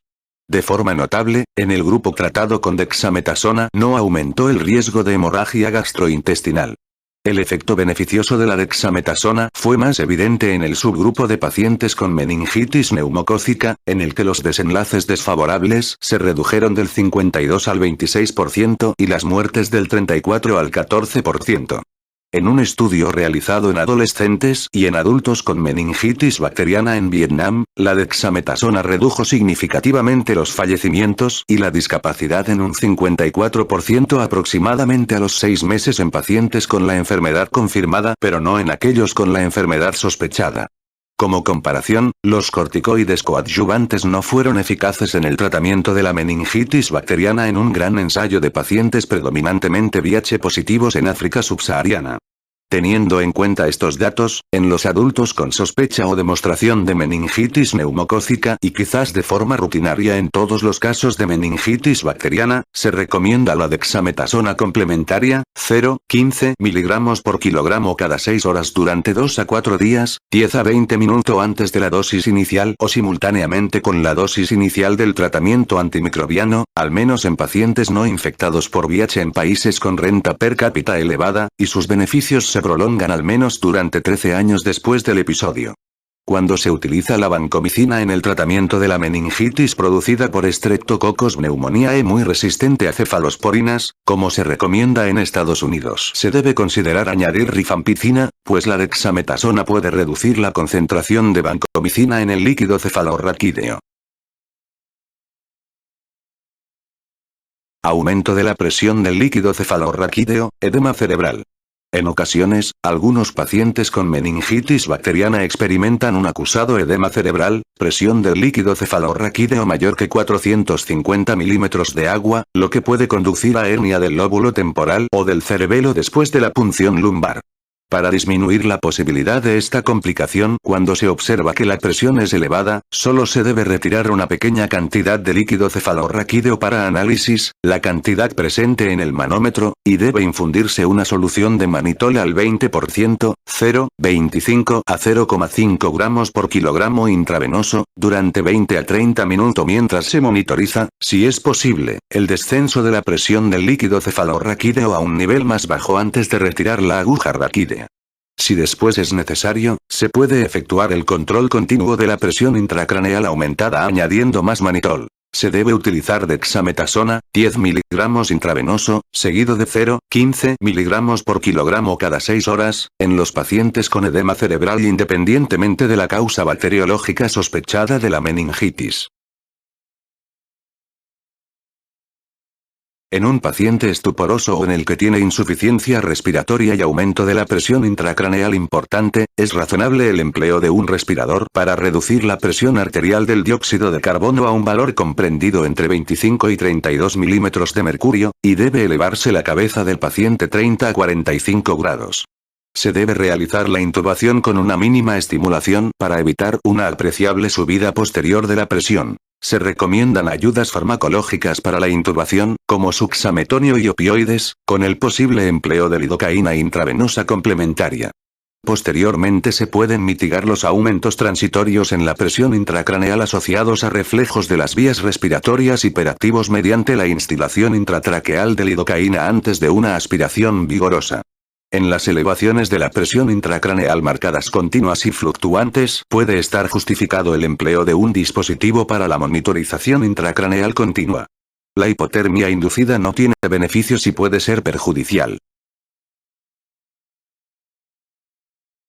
Hipotensión. La hipovolemia o hipotensión inicial debe ser tratada con líquidos para evitar una disminución importante del flujo sanguíneo cerebral. Durante las 24 a 48 horas siguientes, una secreción inadecuada de hormona antidiurética puede contribuir a un mayor edema cerebral. En tales casos, si es posible, se debe reducir el líquido a 1200 a 1500 mililitros diarios en adultos, aunque un estudio en niños sugiere que la restricción de líquidos de rutina no mejora el desenlace y que la reducción en el agua extracelular resultante puede aumentar la probabilidad de hipovolemia y un desenlace adverso. Medidas de apoyo. Los pacientes con meningitis bacteriana aguda deben recibir atención de enfermería constante en una unidad de cuidados intensivos para asegurar una rápida detección de las crisis y evitar aspiraciones. Si se producen convulsiones, deben tratarse rápidamente en los adultos con diazepam, administrado intravenoso lentamente en una dosis de 5 a 10 miligramos, o lorazepam, 4 a 8 miligramos. El tratamiento anticonvulsivo de mantenimiento puede continuarse después con fenitoína por vía intravenosa hasta que pueda administrarse por vía oral la medicación. Se debe evitar la sedación por el peligro de depresión respiratoria y aspiración. Cirugía. Debe llevarse a cabo el tratamiento quirúrgico de un foco piógeno acompañante como una mastoiditis cuando la recuperación de la meningitis sea tan completa como sea posible, pero bajo la administración continua de antibióticos.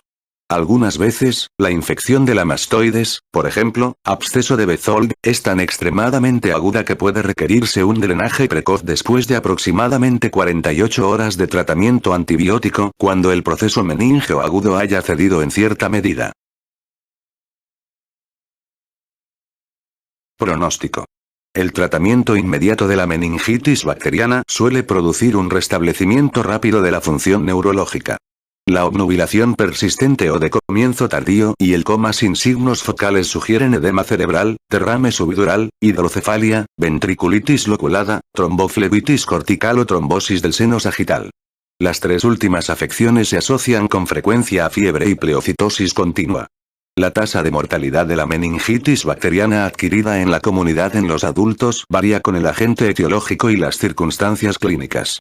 Con el tratamiento antimicrobiano actual, la tasa de mortalidad de la meningitis por Haemophilus influenzae es inferior al 5% y la de la meningitis meningocócica es aproximadamente del 10%. La mortalidad más elevada se produce en las meningitis neumocócica, 20%, y por Listeria monocytogenes, 20 al 30%. La tasa de mortalidad en la meningitis por bacilos gram negativos, frecuentemente de origen nosocomial, ha sido del 20 al 30% en adultos, pero puede estar disminuyendo. La tasa de mortalidad de la meningitis comunitaria recurrente en adultos, aproximadamente 5%, es más baja que la tasa del 20% de los episodios no recurrentes. Los factores de un mal pronóstico comprenden una edad avanzada, presencia de otros focos de infección, enfermedades subyacentes, leucemia, alcoholismo, obnubilación, convulsiones en las primeras 24 horas y demora en la instauración del tratamiento adecuado. En el 10 al 20% de los pacientes que se recuperan de la meningitis bacteriana quedan lesiones neurológicas residuales. Aproximadamente en el 25% de los adultos considerados clínicamente recuperados de modo satisfactorio, en los que se espera que se desenvuelvan con independencia y recuperen las actividades de la vida diaria, incluido el trabajo, de una meningitis neumocócica muestran anomalías neuropsicológicas, principalmente la pérdida de la rapidez cognitiva, cuando se exploran entre los 6 y los 24 meses después de la alta hospitalaria. En aproximadamente un 5% de los niños se observa retraso en el desarrollo y defectos en el habla y en consecuencia la meningitis bacteriana se asocia con menor rendimiento educativo y con menor autosuficiencia económica en la vida adulta. Prevención. Vacunación.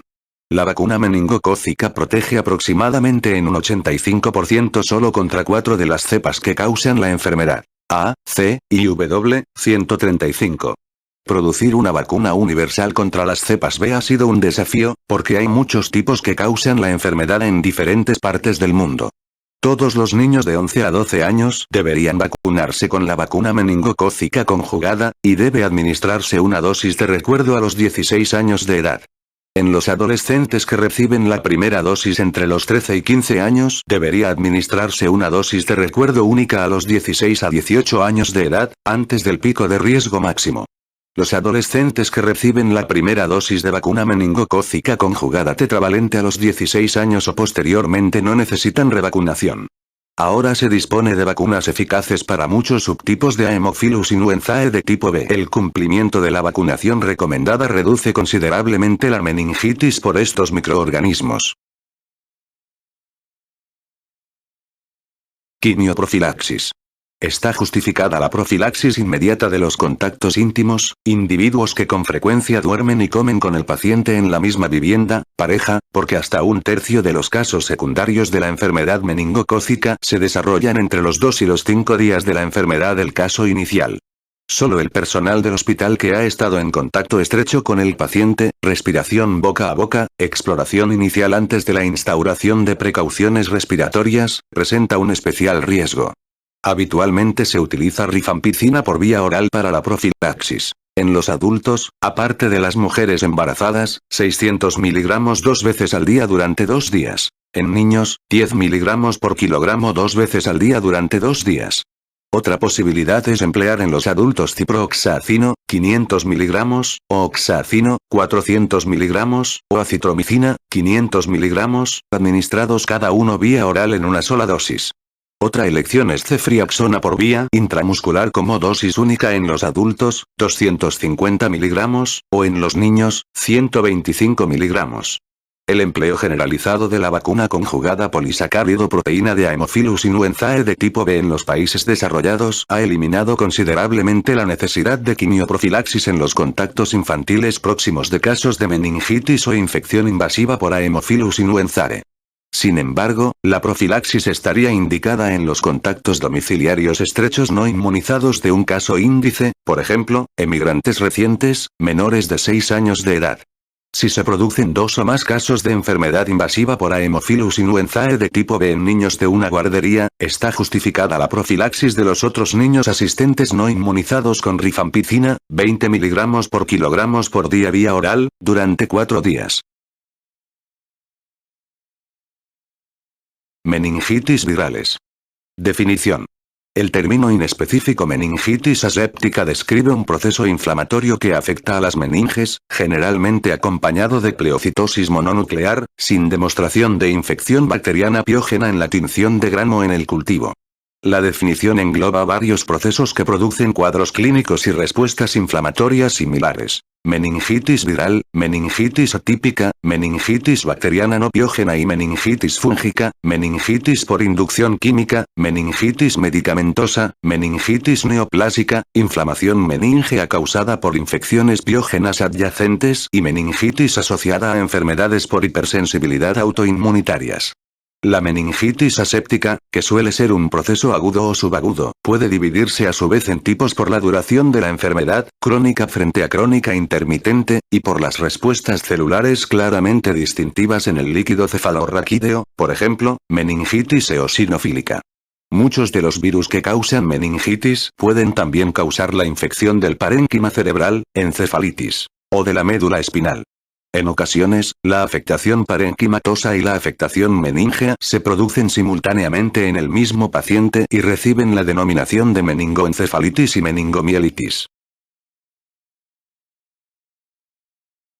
Epidemiología. La mayoría de los casos de meningitis aséptica adquirida en la comunidad son producidos por virus, principalmente enterovirus, que dan cuenta de más del 60% de las meningitis virales y de más del 90% en las que se identifica un agente etiológico. Los enterovirus son miembros de la familia Picornaviridae, ARN pequeño, que consta de más de 60 serotipos. 28 virus hecho, 23 virus de Coxsackie del grupo A y 6 virus de Coxsackie del grupo B, 4 enterovirus numerados, 68 al 71, y 3 poliovirus. Los serotipos más comunes implicados en la meningitis viral de año en año han sido los ecovirus 4, 6, 9, 11, 16 y 30, más recientemente 13 y 33, y los serotipos 2 a 5 de Coxsackie B. En la actualidad, las infecciones por poliovirus están limitadas a partes de Asia y África, aunque se producen casos raros secundarios a cepas de vacunas atenuadas. Muchos virus que producen el cuadro clínico de una meningitis aséptica, como los virus vehiculados por artrópodos, virus del herpes simple 1, enterovirus 71, coriomeningitis linfocítica, parotiditis, VIH, citomegalovirus y virus de Epstein-Barr, también pueden producir el cuadro clínico de meningoencefalitis y encefalitis. Algunos virus afectan también a la médula espinal, incluidas las células del asta anterior, poliovirus, virus del Nilo occidental, o los ganglios de las raíces dorsales, virus del herpes simple 2. Enterovirus. Se estima que en Estados Unidos se producen anualmente de 10 a 15 millones de infecciones enterovirales clínicas y se estima que estas incluyen de 50.000 a 75.000 casos de meningitis enteroviral. En los climas templados, la meningitis enteroviral tiene su máximo durante el verano y el otoño, especialmente en los niños. Los serotipos tienden a ser cíclicos con periodicidad variable y los brotes están relacionados con la ausencia de exposición previa a un serotipo particular. Se desarrollan anticuerpos protectores específicos del serotipo después de la infección, por lo que son infrecuentes los episodios posteriores de meningitis enteroviral, que están causados por un serotipo diferente. El ser humano es el único reservorio conocido de los enterovirus. La infección enteroviral se disemina predominantemente por la vía fecal oral y ocasionalmente por la vía respiratoria. Tabla 412.8. Agentes de las meningitis virales. Frecuentes. Virus no transmitidos por artrópodos. Picornavirus, ARN. Enterovirus. Ecovirus Coxsackie B enterovirus 70, 71 poliovirus. Virus del herpes simple de tipo 2, ADN. Virus transmitidos por artrópodos, arbovirus. Togavirus, alfavirus, ARN. Encefalitis equina oriental, encefalitis equina occidental, encefalitis equina venezolana. Flavivirus, ARN. Encefalitis de San Luis, virus del Nilo occidental. Bunyavirus, ARN, encefalitis de California. Infrecuentes. Arenavirus, ARN, coriomeningitis linfocítica. Paramyxovirus, ARN, parotiditis. Retrovirus, ARN, virus de la inmunodeficiencia humana, VIH1. Raros. Virus herpes, ADN.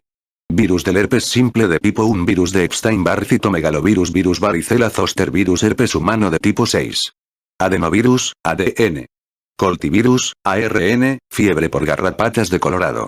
Bunyavirus, ARN, virus toscana, un flevovirus. Virus del herpes simple. El virus del herpes simple representa el 1 al 3% de todos los episodios de meningitis aséptica y se produce con más frecuencia en adultos o adolescentes sexualmente activos. Entre los individuos con infección primaria genital por herpes, virus del herpes simple 2, hasta el 36% de las mujeres y el 13% de los hombres tienen síntomas de meningitis aséptica. Son comunes las recurrencias del herpes genital y en ocasiones se acompañan de meningitis aséptica. Más del 80% de los casos de meningitis aséptica recurrente benigna están causados por virus del herpes simple 2. Por el contrario, la infección del sistema nervioso central por virus del herpes simple 1 casi siempre se presenta como encefalitis en vez de meningitis aséptica. Los virus herpes también pueden reactivarse en pacientes que toman fármacos inmunomoduladores, que se usan a menudo para tratar enfermedades autoinmunitarias. Arbovirus. Aunque la forma más frecuente de infección del sistema nervioso central por arbovirus es la encefalitis, también puede producirse meningitis aséptica. Estos virus transmitidos por vectores se introducen por vía subcutánea mediante un mosquito, por ejemplo, virus del Nilo occidental, encefalitis japonesa B, una garrapata, por ejemplo, fiebre por garrapatas de Colorado, o un tábano, por ejemplo, virus toscana.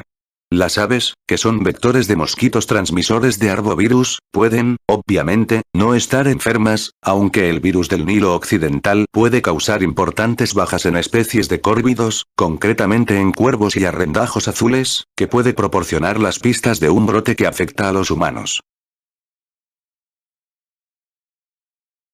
La diseminación geográfica en Estados Unidos de las infecciones por alfavirus, encefalitis equina oriental, encefalitis equina occidental, encefalitis equina venezolana, está determinada por la diversidad de sus mosquitos vectores individuales. La encefalitis equina oriental se produce esporádicamente o como brotes focales durante el verano en las costas del este y del Golfo, con mayor frecuencia en niños y personas de edad avanzada. La encefalitis equina occidental se produce de forma predominante en los estados del oeste, y la encefalitis equina venezolana se encuentra en Florida. Las infecciones de la encefalitis de San Luis fueron reconocidas originariamente en el Medio Oeste, pero recientemente se han producido casos esporádicos y brotes en la mayor parte de Estados Unidos. Es el arbovirus que con mayor frecuencia causa meningitis aséptica en Estados Unidos. Las infecciones por el virus del Nilo Occidental aparecieron por primera vez en Estados Unidos en 1999 y en la actualidad representan aproximadamente 3.000 casos de meningitis y otros 3.000 casos de encefalitis al año. Parotiditis. El virus de la parotiditis fue la principal causa identificable de meningitis viral antes de la inmunización generalizada en los años 60. Los episodios se producían con mayor frecuencia en invierno y primavera. En la actualidad, la parotiditis es una forma infrecuente de meningitis viral en Estados Unidos. Coriomeningitis linfocítica. El virus de la coriomeningitis linfocítica se transmite al ser humano por los roedores a través del contacto directo, la ingesta de alimentos contaminados por animales o a través de aerosoles o por mordeduras de animales. Los casos tienden a producirse al comienzo del invierno cuando los ratones buscan refugio en las casas. Se han producido brotes después de la exposición a hámsteres domésticos o de laboratorio. En la actualidad, la coriomeningitis linfocítica es una causa infrecuente de meningitis aséptica. Biopatología. Las dos vías básicas por las que los virus tienen acceso al sistema nervioso central son la hemática, infección enteroviral, y la neuronal, infección por virus del herpes simple. Los enterovirus pasan a través del estómago, en el que resisten al F-ácido, y prosiguen hasta el sistema gastrointestinal inferior. Algunos virus experimentan también una replicación en la nasofaringe y se diseminan hasta los linfáticos regionales. Después de unirse presumiblemente a los receptores específicos de los enterocitos, los virus rompen el revestimiento epitelial y experimentan una replicación primaria en una célula permisiva. A partir de aquí, el virus progresa a las placas de Peyer, donde se produce una posterior replicación.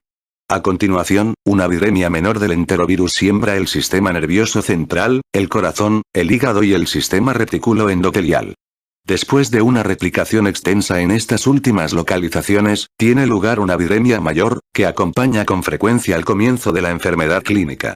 Presumiblemente, el mecanismo por el cual el enterovirus se introduce en el sistema nervioso central implica atravesar las uniones intercelulares endoteliales herméticas de la barrera hematoencefálica y a continuación introducirse en el líquido cefalorraquídeo, probablemente en el plexo coroideo. En cambio, las infecciones por virus del herpes simple pueden alcanzar el sistema nervioso central por la ruta neuronal. En la encefalitis por virus del herpes simple 1, desde las localizaciones orales por el nervio trigémino y olfatorio. Y en la meningitis aséptica por virus del herpes simple 2, y en el raro virus del herpes simple 1, por diseminación a partir de una lesión genital primaria y ascenso a lo largo de las raíces nerviosas sacras hasta las meninges. Después de remitir la infección primaria, el virus del herpes simple 1 puede permanecer latente en los ganglios de las raíces del trigémino o del olfatorio, tan solo para reactivarse en una fecha posterior, introducirse en el lóbulo temporal y producir encefalitis. Del mismo modo, el virus del herpes simple 2 puede permanecer latente en los ganglios de las raíces sacras hasta que una posterior reactivación cause episodios posteriores de meningitis aséptica. Manifestaciones clínicas. Meningitis por enterovirus. Las características clínicas de la meningitis enteroviral en los niños mayores y en los adultos con frecuencia comienzan de forma abrupta con cefalea, 85 al 100%, fiebre, 80 al 100%, y rigidez de nuca, 50 al 80%. En algunos pacientes, el curso es bifásico, con la fase prodrómica inicial caracterizada por febrícula y síntomas inespecíficos, malestar general, dolor de garganta, diarrea, seguida de una segunda fase de siembra meningea, con el desarrollo de fiebre más alta, náuseas, vómitos, mialgias, fotofobia y rigidez de nuca. Pueden coexistir otros síndromes enterovirales, particularmente pleurodimia o pericarditis producidas por el virus de Coxsackie. El exantema puede ser una manifestación de infecciones causadas por ecovirus, en particular los ecovirus de tipo 9, los virus de Coxsackie A9 y A16 y el enterovirus 71. Los tres últimos causan la enfermedad mano-pie-boca, que puede producirse sola o acompañar a una meningitis aséptica. Las epidemias por el virus Hecho 9 producen con frecuencia síndromes de exantema, enantema, lesiones pequeñas blanco-grisáceas parecidas a las manchas de Koplik en la mucosa bucal, y meningitis aséptica, bien solos o en combinación. Debe diferenciarse un exantema maculopetequial en presencia de un síndrome meningítico de una meningitis meningocócica. Las anomalías neurológicas que afectan al cerebro se observan en raras ocasiones, pues tales casos serían definidos como encefalitis o meningoencefalitis en vez de meningitis enteroviral. En los individuos gamma-globulinémicos que contrajeron la infección enteroviral del sistema nervioso central, la meningitis puede progresar a una meningoencefalitis crónica con rasgos neurológicos múltiples, como cefalea, convulsiones, ataxia, debilidad, hipoacusia, obnubilación y coma. El curso clínico de una meningitis enteroviral es benigno, incluso en la minoría de pacientes en los que el comienzo es agudo o incluso fulminante. En los niños, los síntomas remiten en una semana, pero en los adultos pueden continuar durante varias semanas. Meningitis por el virus del herpes simple de tipo 2. La meningitis aséptica es una complicación frecuente de la infección genital primaria por virus del herpes simple 2. Hasta el 36% de las mujeres y el 13% de los hombres tienen cefalea, que se desarrolla durante 2 a 3 días, rigidez de nuca y fotofobia. Las características clínicas de la meningitis se producen de 3 a 12 días después de la aparición de las lesiones genitales y generalmente duran de 4 a 7 días. Se producen complicaciones neurológicas en hasta el 37% de los pacientes y entre ellas se incluyen disestesias o parestesias en el perineo o en la región sacra, retención urinaria y estreñimiento. En ocasiones sobrevienen signos de mielitis transversa con debilidad motora en las extremidades inferiores, hiporreflexia y paraparesía. En el 20% de los pacientes pueden producirse episodios recurrentes de meningitis por virus del herpes simple 2 a intervalos de meses o años. En la meningitis recurrente por virus del herpes simple 2, puede producirse fiebre, pero no es tan pronunciada como en la meningitis bacteriana o en la enteroviral aguda. Las lesiones vesiculares recurrentes, las parestesias o las disestesias en las áreas del herpes genital previo pueden o no preceder a las recurrencias individuales de la meningitis. Entre las recurrencias, los hallazgos del líquido cefalorraquídeo y las manifestaciones clínicas vuelven a la normalidad. En los pacientes que han tenido complicaciones neurológicas en un primer episodio de meningitis por virus del herpes simple 2, los hallazgos remiten en 6 meses. Meningitis por el virus de la parotiditis. La enfermedad sintomática del sistema nervioso central, principalmente meningitis o meningoencefalitis, se produce en el 1 al 10% de los pacientes con parotiditis, aunque se produce pleocitosis en más del 50% de los pacientes con parotiditis, la mayoría de los cuales carecen de síntomas en el sistema nervioso central. Cuando se produce meningitis en pacientes con paperas, esta suele seguirla en 4 a 10 días, pero puede preceder a la parotiditis hasta en una semana.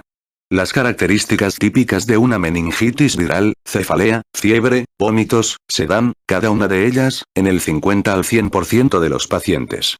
La rigidez de nuca, 40 al 90%, es común y puede haber dolor abdominal, quizás pancreatitis u ovaritis como complicaciones, u orquitis, menor o igual que 20% de los hombres con parotiditis.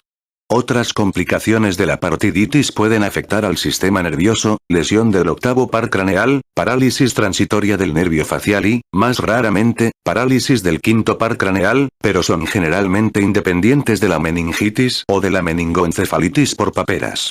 El período de incubación de la parotiditis es de 18 a 21 días. Cuando se produce la meningitis por el virus de la parotiditis en ausencia de parotiditis clínica, es difícil distinguirla de otras formas de meningitis viral. Cuando la meningitis complica la parotiditis, la fiebre, que había sido febrícula, se eleva a 39,4 grados Celsius o más alta y persiste en este nivel durante 3 o 4 días.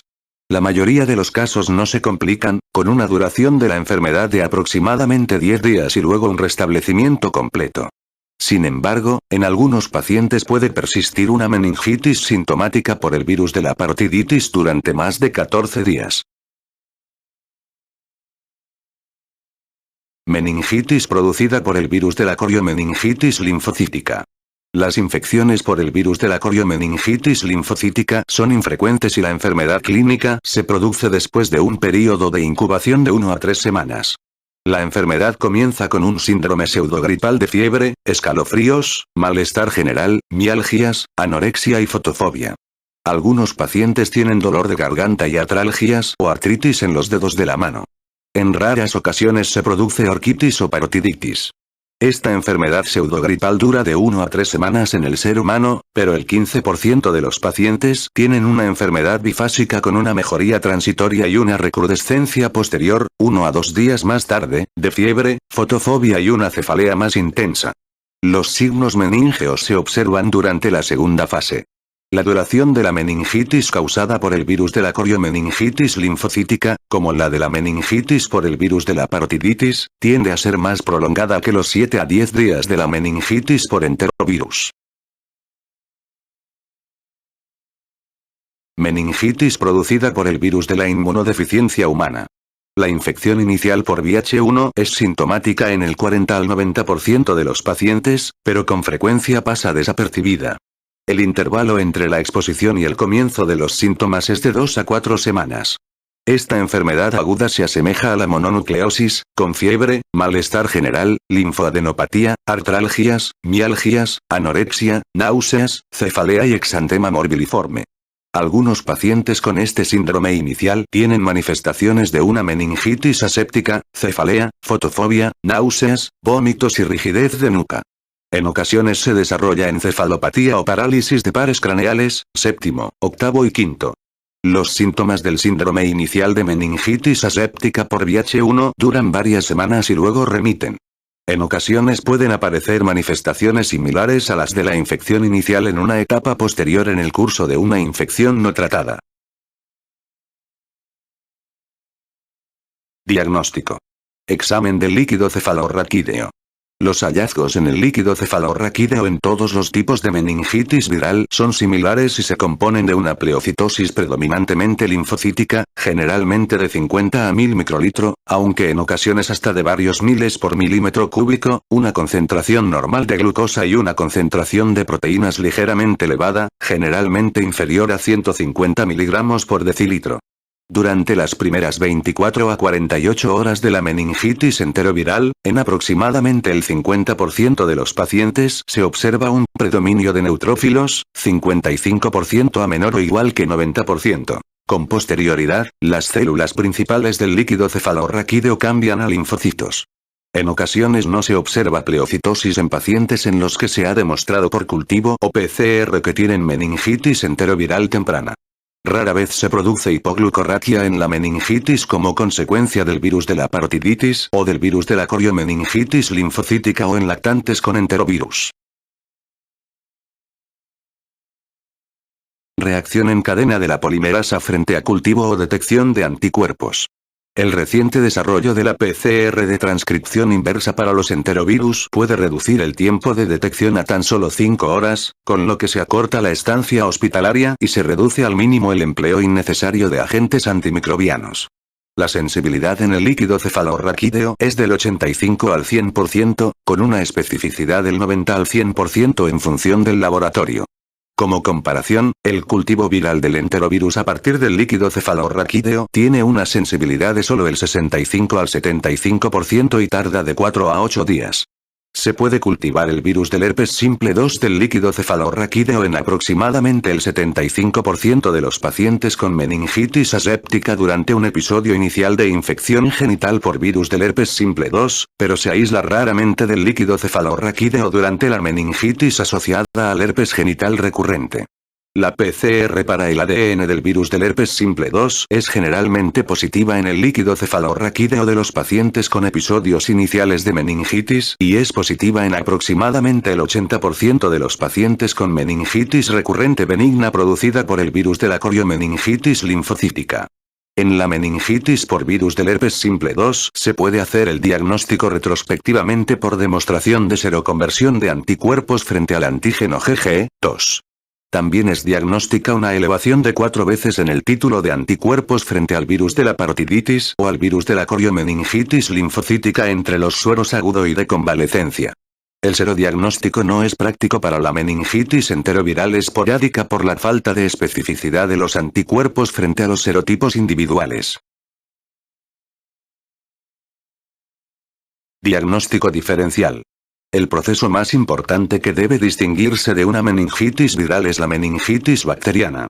Un predominio en el líquido cefalorraquídeo de neutrófilos, la hipoglucorraquia y bacterias en el frotis con tinción de Gram o en el cultivo indican meningitis bacteriana. En la meningitis enteroviral, un predominio precoz de neutrófilos en el líquido cefalorraquídeo combinado con un exantema maculopetequial puede imitar a una meningococenia con meningitis. En ocasiones, las bacterias y los hongos causan meningitis con una pleocitosis predominantemente linfocítica similar a la de la mayoría de las meningitis virales. Las consideraciones epidemiológicas y los hallazgos clínicos ayudan a distinguir la meningitis sifilítica, por leptospirazo por Borrelia burgdorferi, mientras que la hipoglucorraquia sugiere meningitis tuberculosa y criptocócica. Tabla 412, 9. Causas infecciosas no virales de meningitis aséptica. Infrecuentes, y raras. Bacterianas.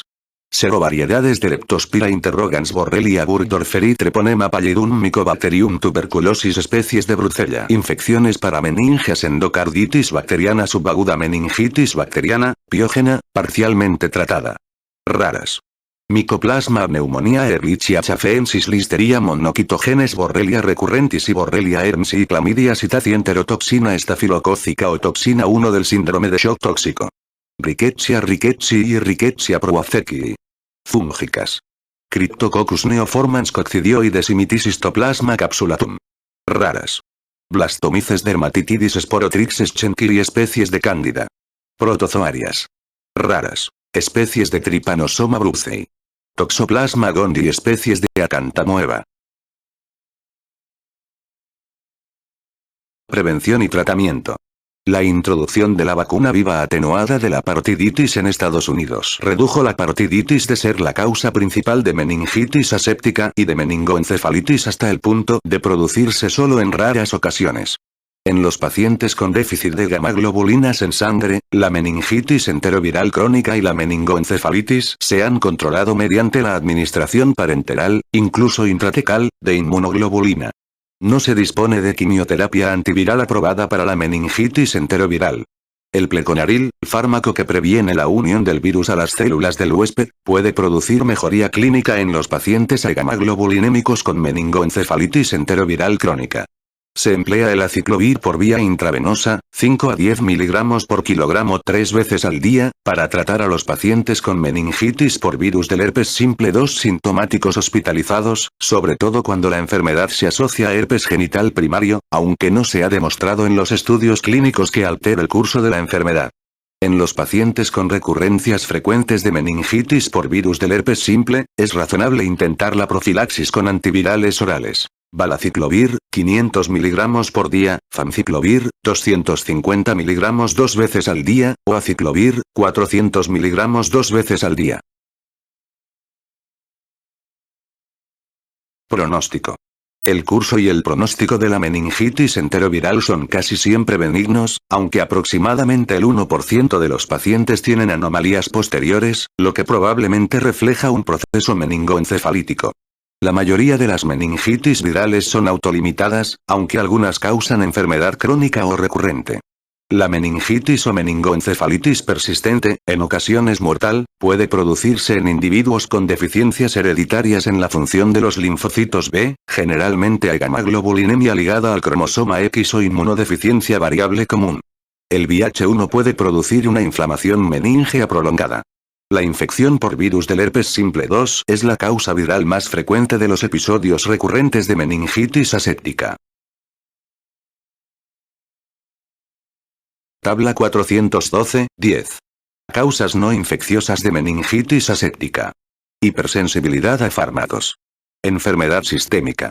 Lupus eritematoso sistémico, fiebre mediterránea familiar, síndrome de Behçet, granulomatosis de Wegener, síndrome de Cogan, sarcoidosis, enfermedad de Stille, enfermedad de Kawasaki, envenenamiento por plomo. Enfermedad neoplásica.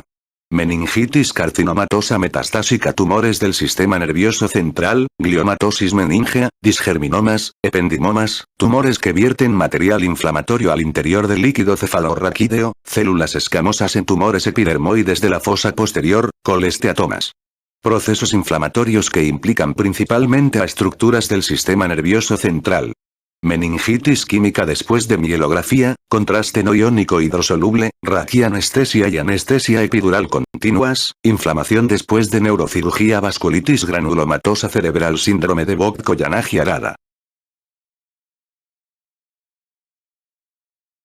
Tabla 412, 11. Causas infecciosas de meningitis linfocítica crónica, persistente. Agentes etiológicos, y otros hallazgos en el líquido cefalorraquídeo. Bacterianas.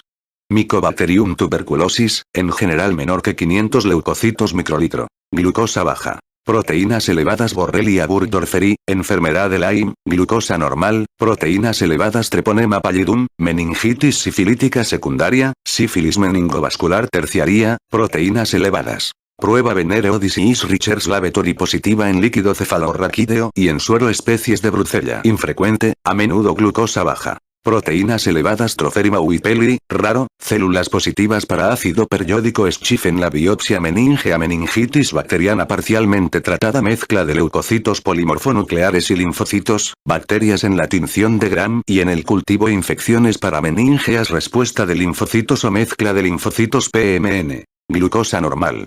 Fúngicas. Cryptococcus neoformans, glucosa baja. Proteínas elevadas. Levaduras en gemación en la preparación en fresco para hongos. Antígeno detectable.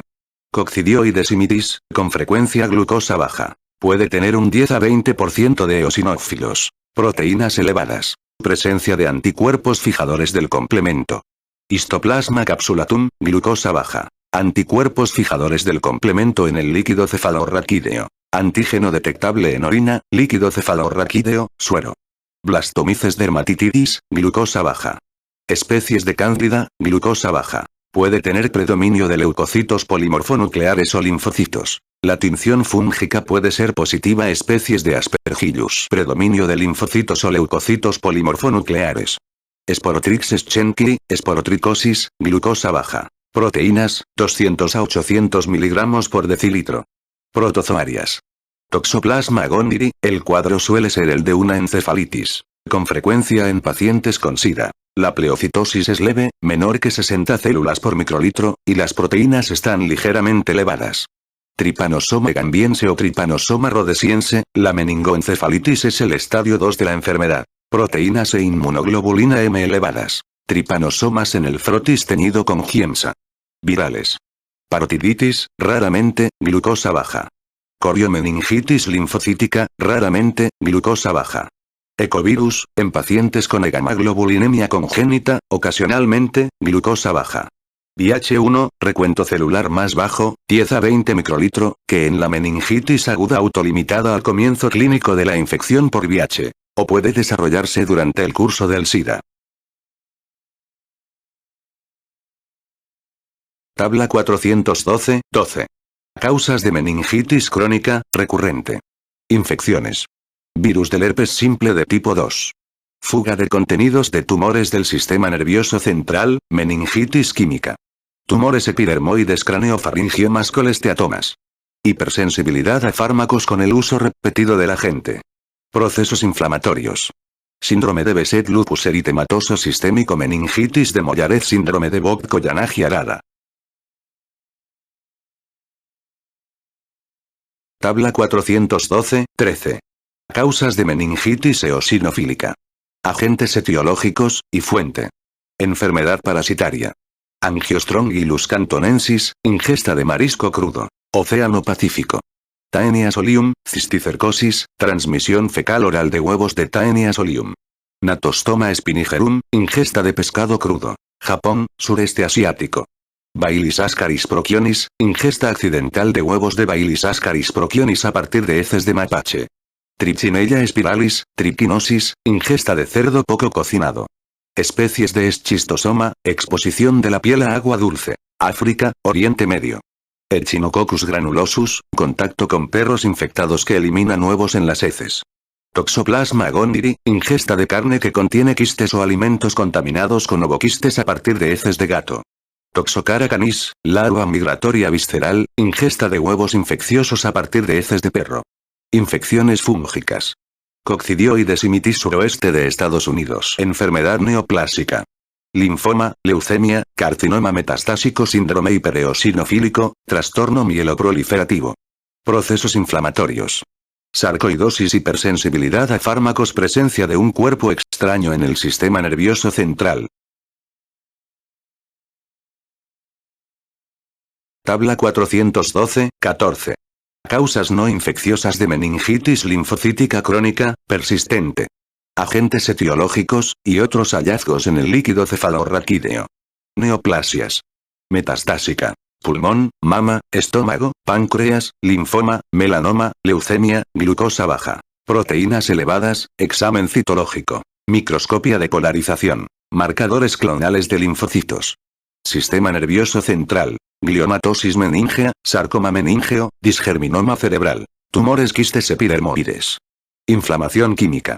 Endógena. Tumor epidermoide, craneofaringioma, glucosa baja, proteínas elevadas. Exógena. Inyección reciente en el espacio subaracnoideo, glucosa baja, proteínas elevadas. Procesos inflamatorios primarios. Sarcoidosis del sistema nervioso central, con frecuencia glucosa baja. Proteínas elevadas. Concentraciones elevadas en el líquido cefalorraquídeo, y suero, de la enzima convertidora de la angiotensina. Granulomatosis de Wegener, proteínas elevadas. Síndrome de Behçet, proteínas elevadas.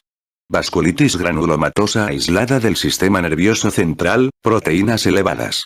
Lupus eritematoso sistémico, proteínas elevadas. Meningitis crónica idiopática benigna, proteínas elevadas.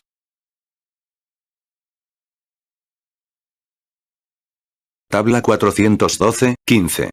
Causas de meningitis crónica, persistente, con predominio de neutrófilos infrecuentes, y otros hallazgos en el líquido cefalorraquídeo. Bacterianas. Nocardia asteroides, glucosa baja. Proteínas notablemente elevadas. Cultivo positivo. Actinomyces israeli y glucosa baja. Proteínas elevadas. Cultivo en anaerobiosis positivo. Arachnia propionica, glucosa baja. Proteínas elevadas. Cultivo en anaerobiosis positivo. Fúngicas. Especies de cándida, glucosa baja. Proteínas elevadas. Cultivo positivo. Especies de Aspergillus, glucosa baja. Proteínas elevadas. Enzimoinmunoanálisis o análisis de inmunoabsorción ligada a enzimas para el galactomanano de Aspergillus. Cigomicetos, glucosa baja. Proteínas elevadas. Hongos de Matiaceos, glucosa baja. Las proteínas pueden estar notablemente elevadas. No infecciosas, lupus eritematoso sistémico, glucosa baja. Proteínas elevadas. Meningitis química, glucosa baja. Las proteínas pueden estar notablemente elevadas. Muy raras. Bacterianas. Especies de Brucella, glucosa baja. Proteínas elevadas. Mycobacterium tuberculosis, glucosa baja. Proteínas elevadas. Reacción en cadena de la polimerasa positiva para el ADN de Mycobacterium tuberculosis. Fúngicas. Pseudo-Escherichia coli, glucosa baja. Las proteínas pueden estar notablemente elevadas. Coccidioides imitis, glucosa baja. Proteínas elevadas. Presencia de anticuerpos fijadores del complemento. Blastomyces dermatitidis, glucosa baja. Proteínas elevadas. Posible detección de antígeno en el líquido cefalorraquídeo y la orina. Histoplasma capsulatum, glucosa baja. Proteínas ligeramente elevadas. Anticuerpos fijadores del complemento en el líquido cefalorraquídeo. Antígeno detectable en el líquido cefalorraquídeo, orina, suero. Otras meningitis.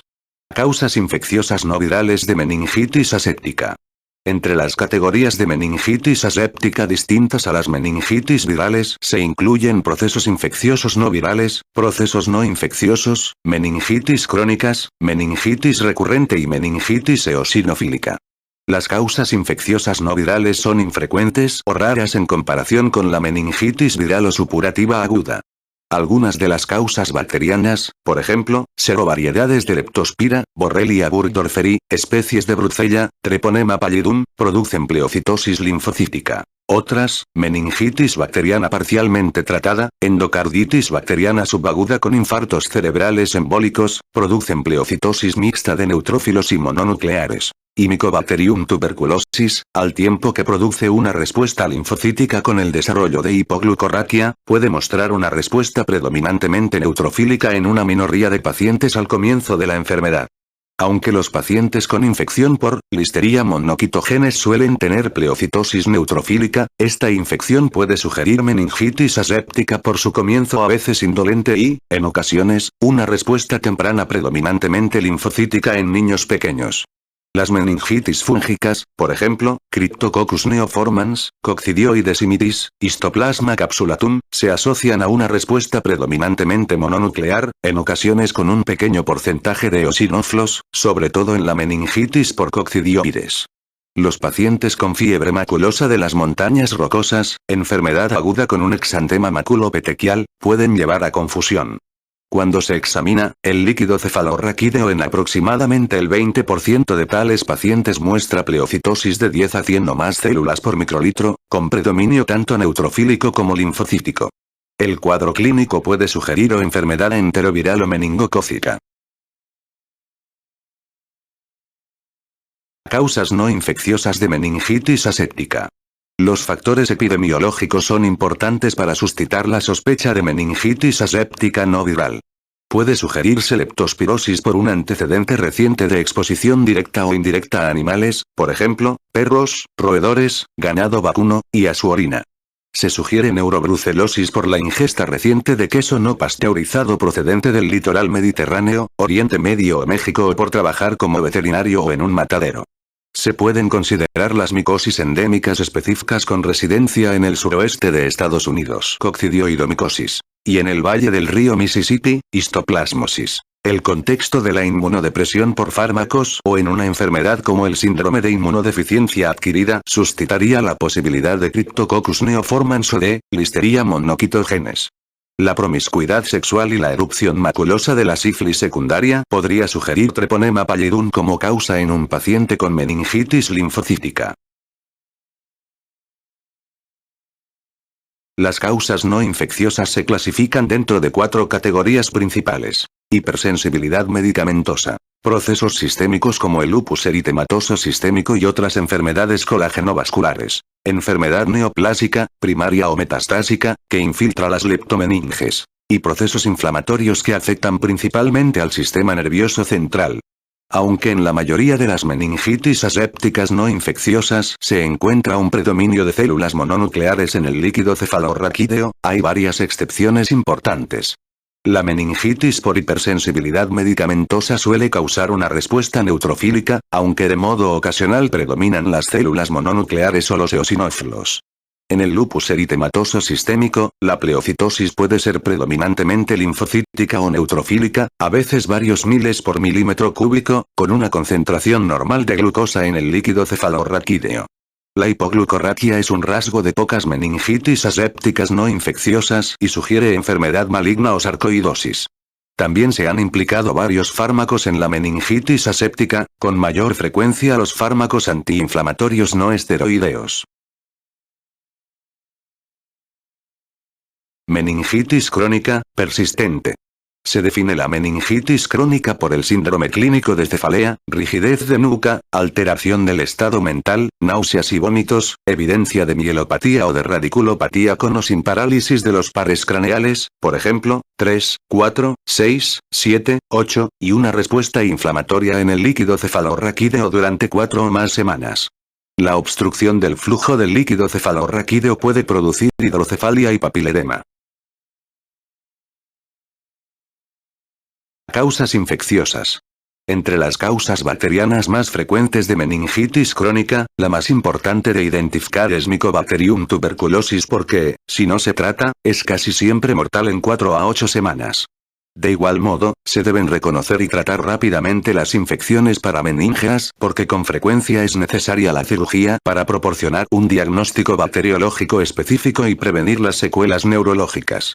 Se debe sospechar tuberculosis en pacientes con historia previa de enfermedad tuberculosa, antecedentes de exposición reciente, infección por VIH u otro estado de inmunodepresión, particularmente por el uso de fármacos y sustancias biológicas que bloquean el factor de necrosis tumoral alfa y que se utilizan con frecuencia para tratar las enfermedades autoinmunitarias. Las manifestaciones clínicas consisten en fiebre y sudoración nocturna, parálisis del sexto par craneal, ictus relacionado con arteritis o lesiones en la radiografía de tórax.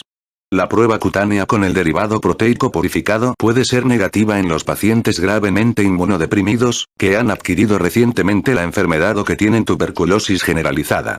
La tinción ácido resistente y el cultivo de líquido cefalorraquídeo concentrado puede proporcionar el diagnóstico, y la PCR puede ser muy útil a pesar de su baja sensibilidad, solo cerca del 70%. Como resultado, puede ser difícil establecer un diagnóstico precoz. El tratamiento debe iniciarse cuando los hallazgos clínicos y en el líquido cefalorraquídeo indican el diagnóstico, mientras se espera el resultado de los cultivos. La resistencia a los fármacos y la infección concomitante por VIH pueden ser impedimentos fundamentales para un tratamiento adecuado. La resistencia a la rifampicina puede detectarse fácilmente mediante la PCR, porque casi todas las mutaciones que confieren resistencia a la rifampicina están incluidas en el segmento bien definido del gen RPOP. La resistencia a otros fármacos se detecta con menos facilidad mediante estos métodos. Deben sospecharse infecciones parameníngeas cuando se desarrolle una meningitis crónica con signos neurológicos focales en el contexto de una otitis media crónica o sinusitis, infección pleuropulmonar o derivación cardiopulmonar derecha-izquierda. La tomografía computarizada con contraste o la resonancia magnética craneal son importantes para delimitar un absceso cerebral, infección de senos y las infecciones epidurales o subdurales. La meningitis puede acompañar a las características cutáneas, de membranas mucosas y de ganglios linfáticos de la sífilis secundaria, o puede darse sola. Pueden afectarse pares craneales individuales, 2 al 7. Las anomalías más frecuentes son alteraciones visuales, hipoacusia y parálisis facial.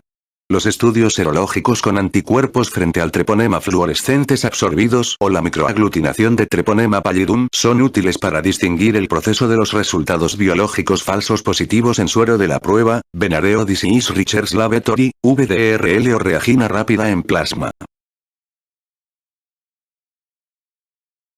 Se debería sospechar meningitis en la enfermedad de Lyme teniendo en cuenta los datos epidemiológicos, localización geográfica, estación, exposición a garrapatas, y las características clínicas asociadas, eritema migratorio, parálisis de Bell, radiculopatía. El diagnóstico implica el análisis de inmunoabsorción ligada a enzimas con confirmación por inmunotransferencia, Western blot.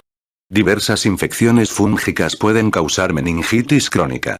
La meningitis criptocócica es frecuente en individuos inmunodeprimidos y puede diagnosticarse mediante la detección del antígeno criptocócico en el líquido cefalorraquídeo. La histoplasmosis debe sospecharse en regiones endémicas. La aspergilosis es angiocéntrica y puede causar infartos cerebrales asociados. La mucormicosis es frecuente en pacientes con diabetes mellitus mal controlada. En el tratamiento de la meningitis criptocócica, la oxitocina es superior al fluconazol cuando se usa junto con la anfotericina B. Causas no infecciosas. Entre las causas no infecciosas de meningitis se incluyen las neoplasias, la meningitis química y las enfermedades inflamatorias primarias. La neoplasia se puede diagnosticar por el examen citológico de grandes volúmenes de líquido cefalorraquídeo. La resonancia magnética realizada con contraste puede revelar el engrosamiento de las meninges y de las raíces nerviosas, pero puede requerirse la biopsia meningea para el diagnóstico. Puede persistir una meningitis química por inyección subaracnoidea previa, con xantocromía detectada en el líquido cefalorraquídeo. Puede identificarse una inflamación meningea en las exploraciones por tomografía computarizada o resonancia magnética realizadas con contraste. La sarcoidosis meningea o del sistema nervioso central puede ser aislada o darse con afectación de otros órganos, como granulomas pulmonares, linfoadenopatía o miopatía. Los hallazgos neurológicos pueden incluir diabetes insípida y parálisis de pares craneales. La granulomatosis de Wegener puede producir inflamación meningea y parálisis de pares craneales, con frecuencia asociadas a patología de los senos aéreos. El diagnóstico viene sugerido por las lesiones en la radiografía de tórax, hematuria microscópica, lesiones cutáneas, neuropatía periférica y anticuerpos anticitoplasma de neutrófilos en suero. La meningitis aséptica asociada al lupus eritematoso sistémico puede acompañarse por otras manifestaciones neurológicas, convulsiones, encefalopatía, ictus, mielitis transversa, manifestaciones sistémicas, exantema, artritis, y anticuerpos antinucleares y anti-ADN. Meningitis crónica, intermitente. En la meningitis crónica intermitente, todas las anomalías clínicas y del líquido cefalorraquídeo se resuelven completamente entre los episodios sin tratamiento antimicrobiano. De modo infrecuente, un paciente puede tener varios episodios producidos por diferentes agentes virales. Las principales causas de meningitis aséptica recurrente son infecciones, casi siempre virales y debidas al virus del herpes simple 2, meningitis química endógena, hipersensibilidad medicamentosa, como el uso de inmunoglobulinas intravenosas, con meningitis después de cada utilización y enfermedades inflamatorias y autoinmunitarias. En la meningitis recurrente por virus del herpes simple 2 predominan los linfocitos, con cifras celulares aproximadamente un 40% mayores en el episodio inicial que en las recurrencias. La fuga de material a partir de quistes epidermoides intracraneales produce de 1000 a 5000 células por microlitro, aproximadamente 80% leucocitos polimorfonucleares, inicialmente, con posterior predominio de células mononucleares. En ocasiones, la microscopia de polarización puede demostrar cristales de colesterol y queratina en el líquido cefalorraquídeo de los pacientes con meningitis química endógena. En el síndrome de Behçet, la fórmula del líquido cefalorraquídeo puede constar predominantemente de células mononucleares o de leucocitos polimorfonucleares. La meningitis de Mollaret, síndrome de meningitis recurrente benigna generalmente causada por virus del herpes simple 2, inicialmente se asocia a neutrófilos y monocitos en el líquido cefalorraquídeo sin hipoglucorraquia, pero con posterioridad se produce un cambio a una pleocitosis predominantemente linfocítica. Sin embargo, el tratamiento prolongado con valaciclovir 1 gramos por día no previene las recurrencias de meningitis asociada a virus del herpes simple 2. El síndrome de Vogt-Koyanagi-Arada, una uveomeningoencefalitis rara, consta de meningitis meningoencefalitis recurrentes y uveitis anterior o posterior, seguida de vitíligo, poliposis, alopecia y disacusia. La respuesta celular en el líquido cefalorraquídeo es mononuclear y se ha sugerido un origen autoinmunitario, dirigido frente a un antígeno del melanocito. Meningitis crónica con pleocitosis predominantemente neutrofílica. La meningitis neutrofílica crónica persistente se define por la combinación siguiente. 1. Rasgos clínicos compatibles con meningitis. 2. Fórmula inicial del líquido cefalorraquídeo que muestra más de un 50% de neutrófilos, hipoglucorraquia y concentración elevada de proteínas. 3. Tratamiento antimicrobiano que podría ser apropiado para las causas frecuentes de meningitis bacteriana. 4. Extensiones y cultivos negativos en busca de bacterias en la muestra inicial de líquido cefalorraquídeo, y 5. Examen repetido de líquido cefalorraquídeo a los 7 días o más después del análisis inicial que muestra un 50% o más de neutrófilos, hipoglucorraquia y una concentración elevada de proteínas. Entre las causas bacterianas se encuentran microorganismos, Actinomyces israelii y Arachnia propionica, que pueden ser aislados por cultivo solo en condiciones anaerobias. Las lesiones pulmonares coexistentes pueden sugerir como causa anocardia o Mycobacterium tuberculosis, aunque la pleocitosis inicial polimorfonuclear presente en algunos casos persiste de modo inusual mucho más allá de una semana antes de cambiar a un predominio linfocítico.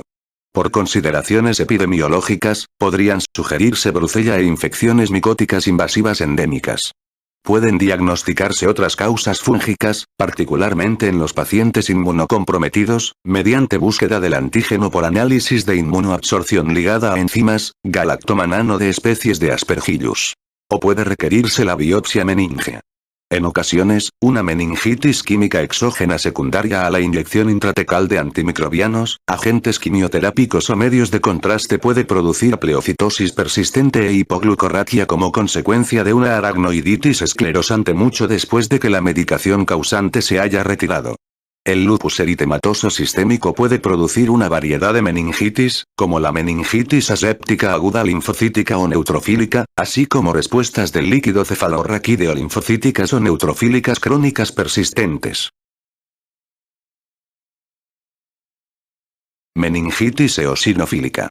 La presencia de un 5% o más de eosinófilos en el líquido cefalorraquídeo es infrecuente y sugiere enfermedad parasitaria, ciertas infecciones fúngicas como la meningitis coccidioide o candidiásica, enfermedades neoplásicas o algunos procesos inflamatorios. En la mayoría de los casos, los eosinófilos están mezclados con linfocitos, que predominan. El porcentaje más elevado de eosinófilos se observa en la meningitis causada por las larvas migratorias del ascáride del mapache, Bailis ascaris procyonis, y el gusano del pulmón de rata, Angiostrongylus cantonensis. En las meningitis fúngicas, sobre todo las resultantes de coccidioides y mitis, la respuesta del líquido cefalorraquídeo es primariamente mononuclear con un 6 al 20% de eosinófilos. La hipoglucorraquia puede ser una característica de la meningitis por coccidioides y mitis y cándida y de procesos neoplásicos y sarcoidosis. La mayoría de los pacientes con meningitis eosinofílica, excepto aquellos con casos producidos por triquinosis o hipersensibilidad medicamentosa, presentan síntomas prolongados que sugieren una meningitis crónica. La mayoría de los pacientes con casos de origen parasitario o neoplásico tienen también signos de afectación cerebral.